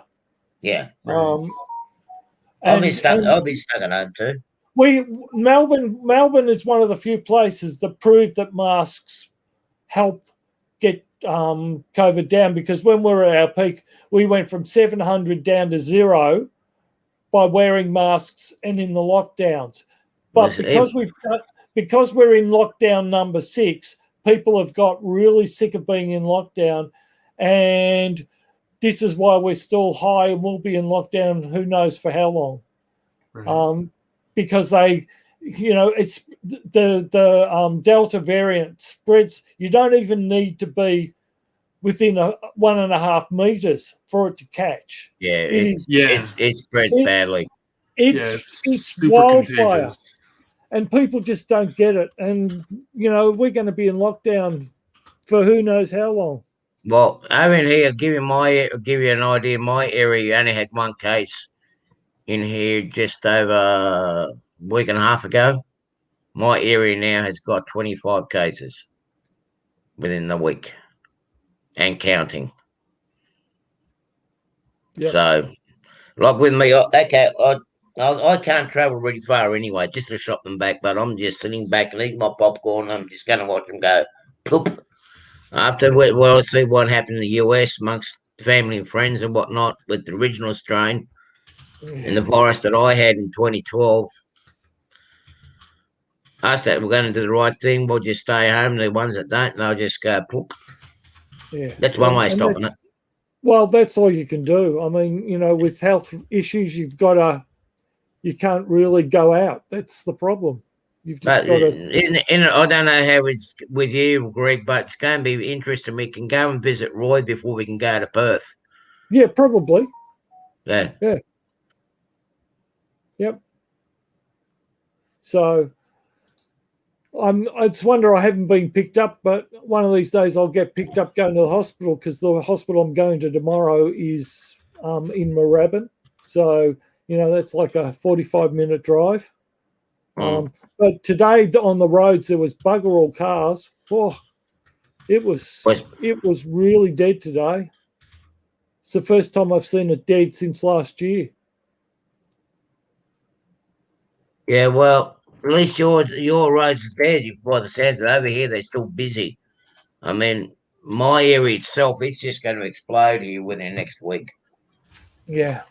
I mean, I'll come through all right. I've got my test yesterday. I've been double jabbed 7 weeks ago, so have I. Yeah. I'm in a safety net. I had no choice. My doctor put me in it, and then told me, "Oh, I've put you down for the jab," and I went, "Oh, okay." So we're not going to discuss this. I went through it because I didn't want to go through what I went through with the original. No, I wasn't that. I'm just saying I wasn't. There was no discussion. She just said, "You're having it." That was it. Lucky smart doctor. She is actually. She is. In fact, one of her friends. This is sidetracking slightly, but one of her very good friends was one of the team that designed the AstraZeneca. Oh, okay. And I knew about Astra before everybody else did, because she would tell me, "Oh, my friend says it's not far away from the trials," and she was actually involved with that with here in England, who developed it. So, and that's of course what I had, because she knew all about it and knew all the statistics about it from her friend. So, hey, Greg, do us a big, huge favour before we go to bed tonight. Turn off that darn air conditioning of yours down there. You're sending all that cold air up in here. Man. It was pretty cold this morning here. It was 4 degrees and raining this morning. Yeah, well, you sent it all the way up to here. I had the heater on all day long up here. It looked like it was going to snow here. It was almost 90 here today. 90? Yeah, well. I wish. This is winter. Yeah, I know. It's middle of summer for us. Well, the I end know. of summer, but... Well, tomorrow it was about 25 or 30 today. Even a little rabbit went to stick her nose out into the front back door. She goes, "I'm not going out. It's too cold." It is technically spring tomorrow, but the summer temperatures don't really end until the end of September. Yeah, that's right. Yeah. Well, we got. I don't know. I think we're gonna have a mild summer down towards the south here, Greg, this year. Yeah, well, we had mild last year too here. That's good. Mild. Yeah. 96 we're going to have to. Wow, that'd be nice. Oh, I wouldn't it ever. That would be nice. That's just a nice summer's day for us. Yeah. I've got a friend of mine in Omaha. She was crying about how hot it is. And what was it, 104 over there? And I'm going, was that in the sun or in the shade? Yep. What's that? I can't. Oh, let me get it lined up. Can you read it? Yeah, let me enlarge it. That's better. What is it? No, I can't see it. Now back a bit, Roy. Oh, nice. Send that over here. Nice. Yeah, that's send it over here. See, a hot summer's day is 42 to 45 degrees. That's a hot summer's day. Yeah, this is a little cooler than that. Yeah, that's about 80, 90 degrees there, isn't it? It was hot. That's just nice. Comfortable. That's average, yeah. So 83, 80, 77, 76. Yeah, that's usually my average. That's usually my average here. Yeah, that's the high 20s. High 20s for us. Yeah. Yeah, we don't know what snow is. I got snow that falls up here within about a half an hour's drive near Creepy's place. And I think he's the one that... Actually, I haven't seen him online today. I think it's snowing up where he is. Up in the Southern Islands. I don't know what snow is. By the way, the sun's out. All right. Well, it's time to go to bed.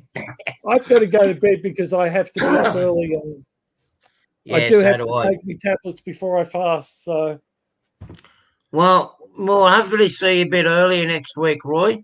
Yeah, sorry I was late. I just forgot you got. It's all right. Bring it right, mate. But we'll work something out there. I'll work something out to make the live stream a bit more convenient for everybody. It's just hard with the time zones. Yep, it is. But we'll get there. Yeah. It was nice chatting you. Nice having you along with us again. It's great talking to you again, Roy. Yeah, it's good talking to you too also. Mel and Rick and Mel, thank you for joining. And Mel, yep. Thank you. Yeah, I'll be back on again 6 o'clock Eastern American time, 6 o'clock in the morning. Well, your time next Sunday. Oh, next Sunday, yeah. Yeah. So you're still gonna do 8 p.m. or are you gonna go earlier? I'll come earlier. Yeah, well, I think we'll go earlier. Yeah. So we'll have to talk about it through the week. 6:30 or 7 would be the best, I think. I think I might come in a bit early, so that's 5 a.m. Eastern time. I might do that. Yeah, 7 will be a good time to start. All right. Well, let me know what time you're coming in anyway. I'll post it out. Right, guys. Okay. All right. We'll get some sleep before Sidetrack Sunday starts. I doubt whether I'll see any of it, but anyway. Hopefully I will. Right, Greg. Guys. See ya. See you, Mills and Rick. See you, Mel. See you, Rick. Yeah. Bye, everyone. Bye.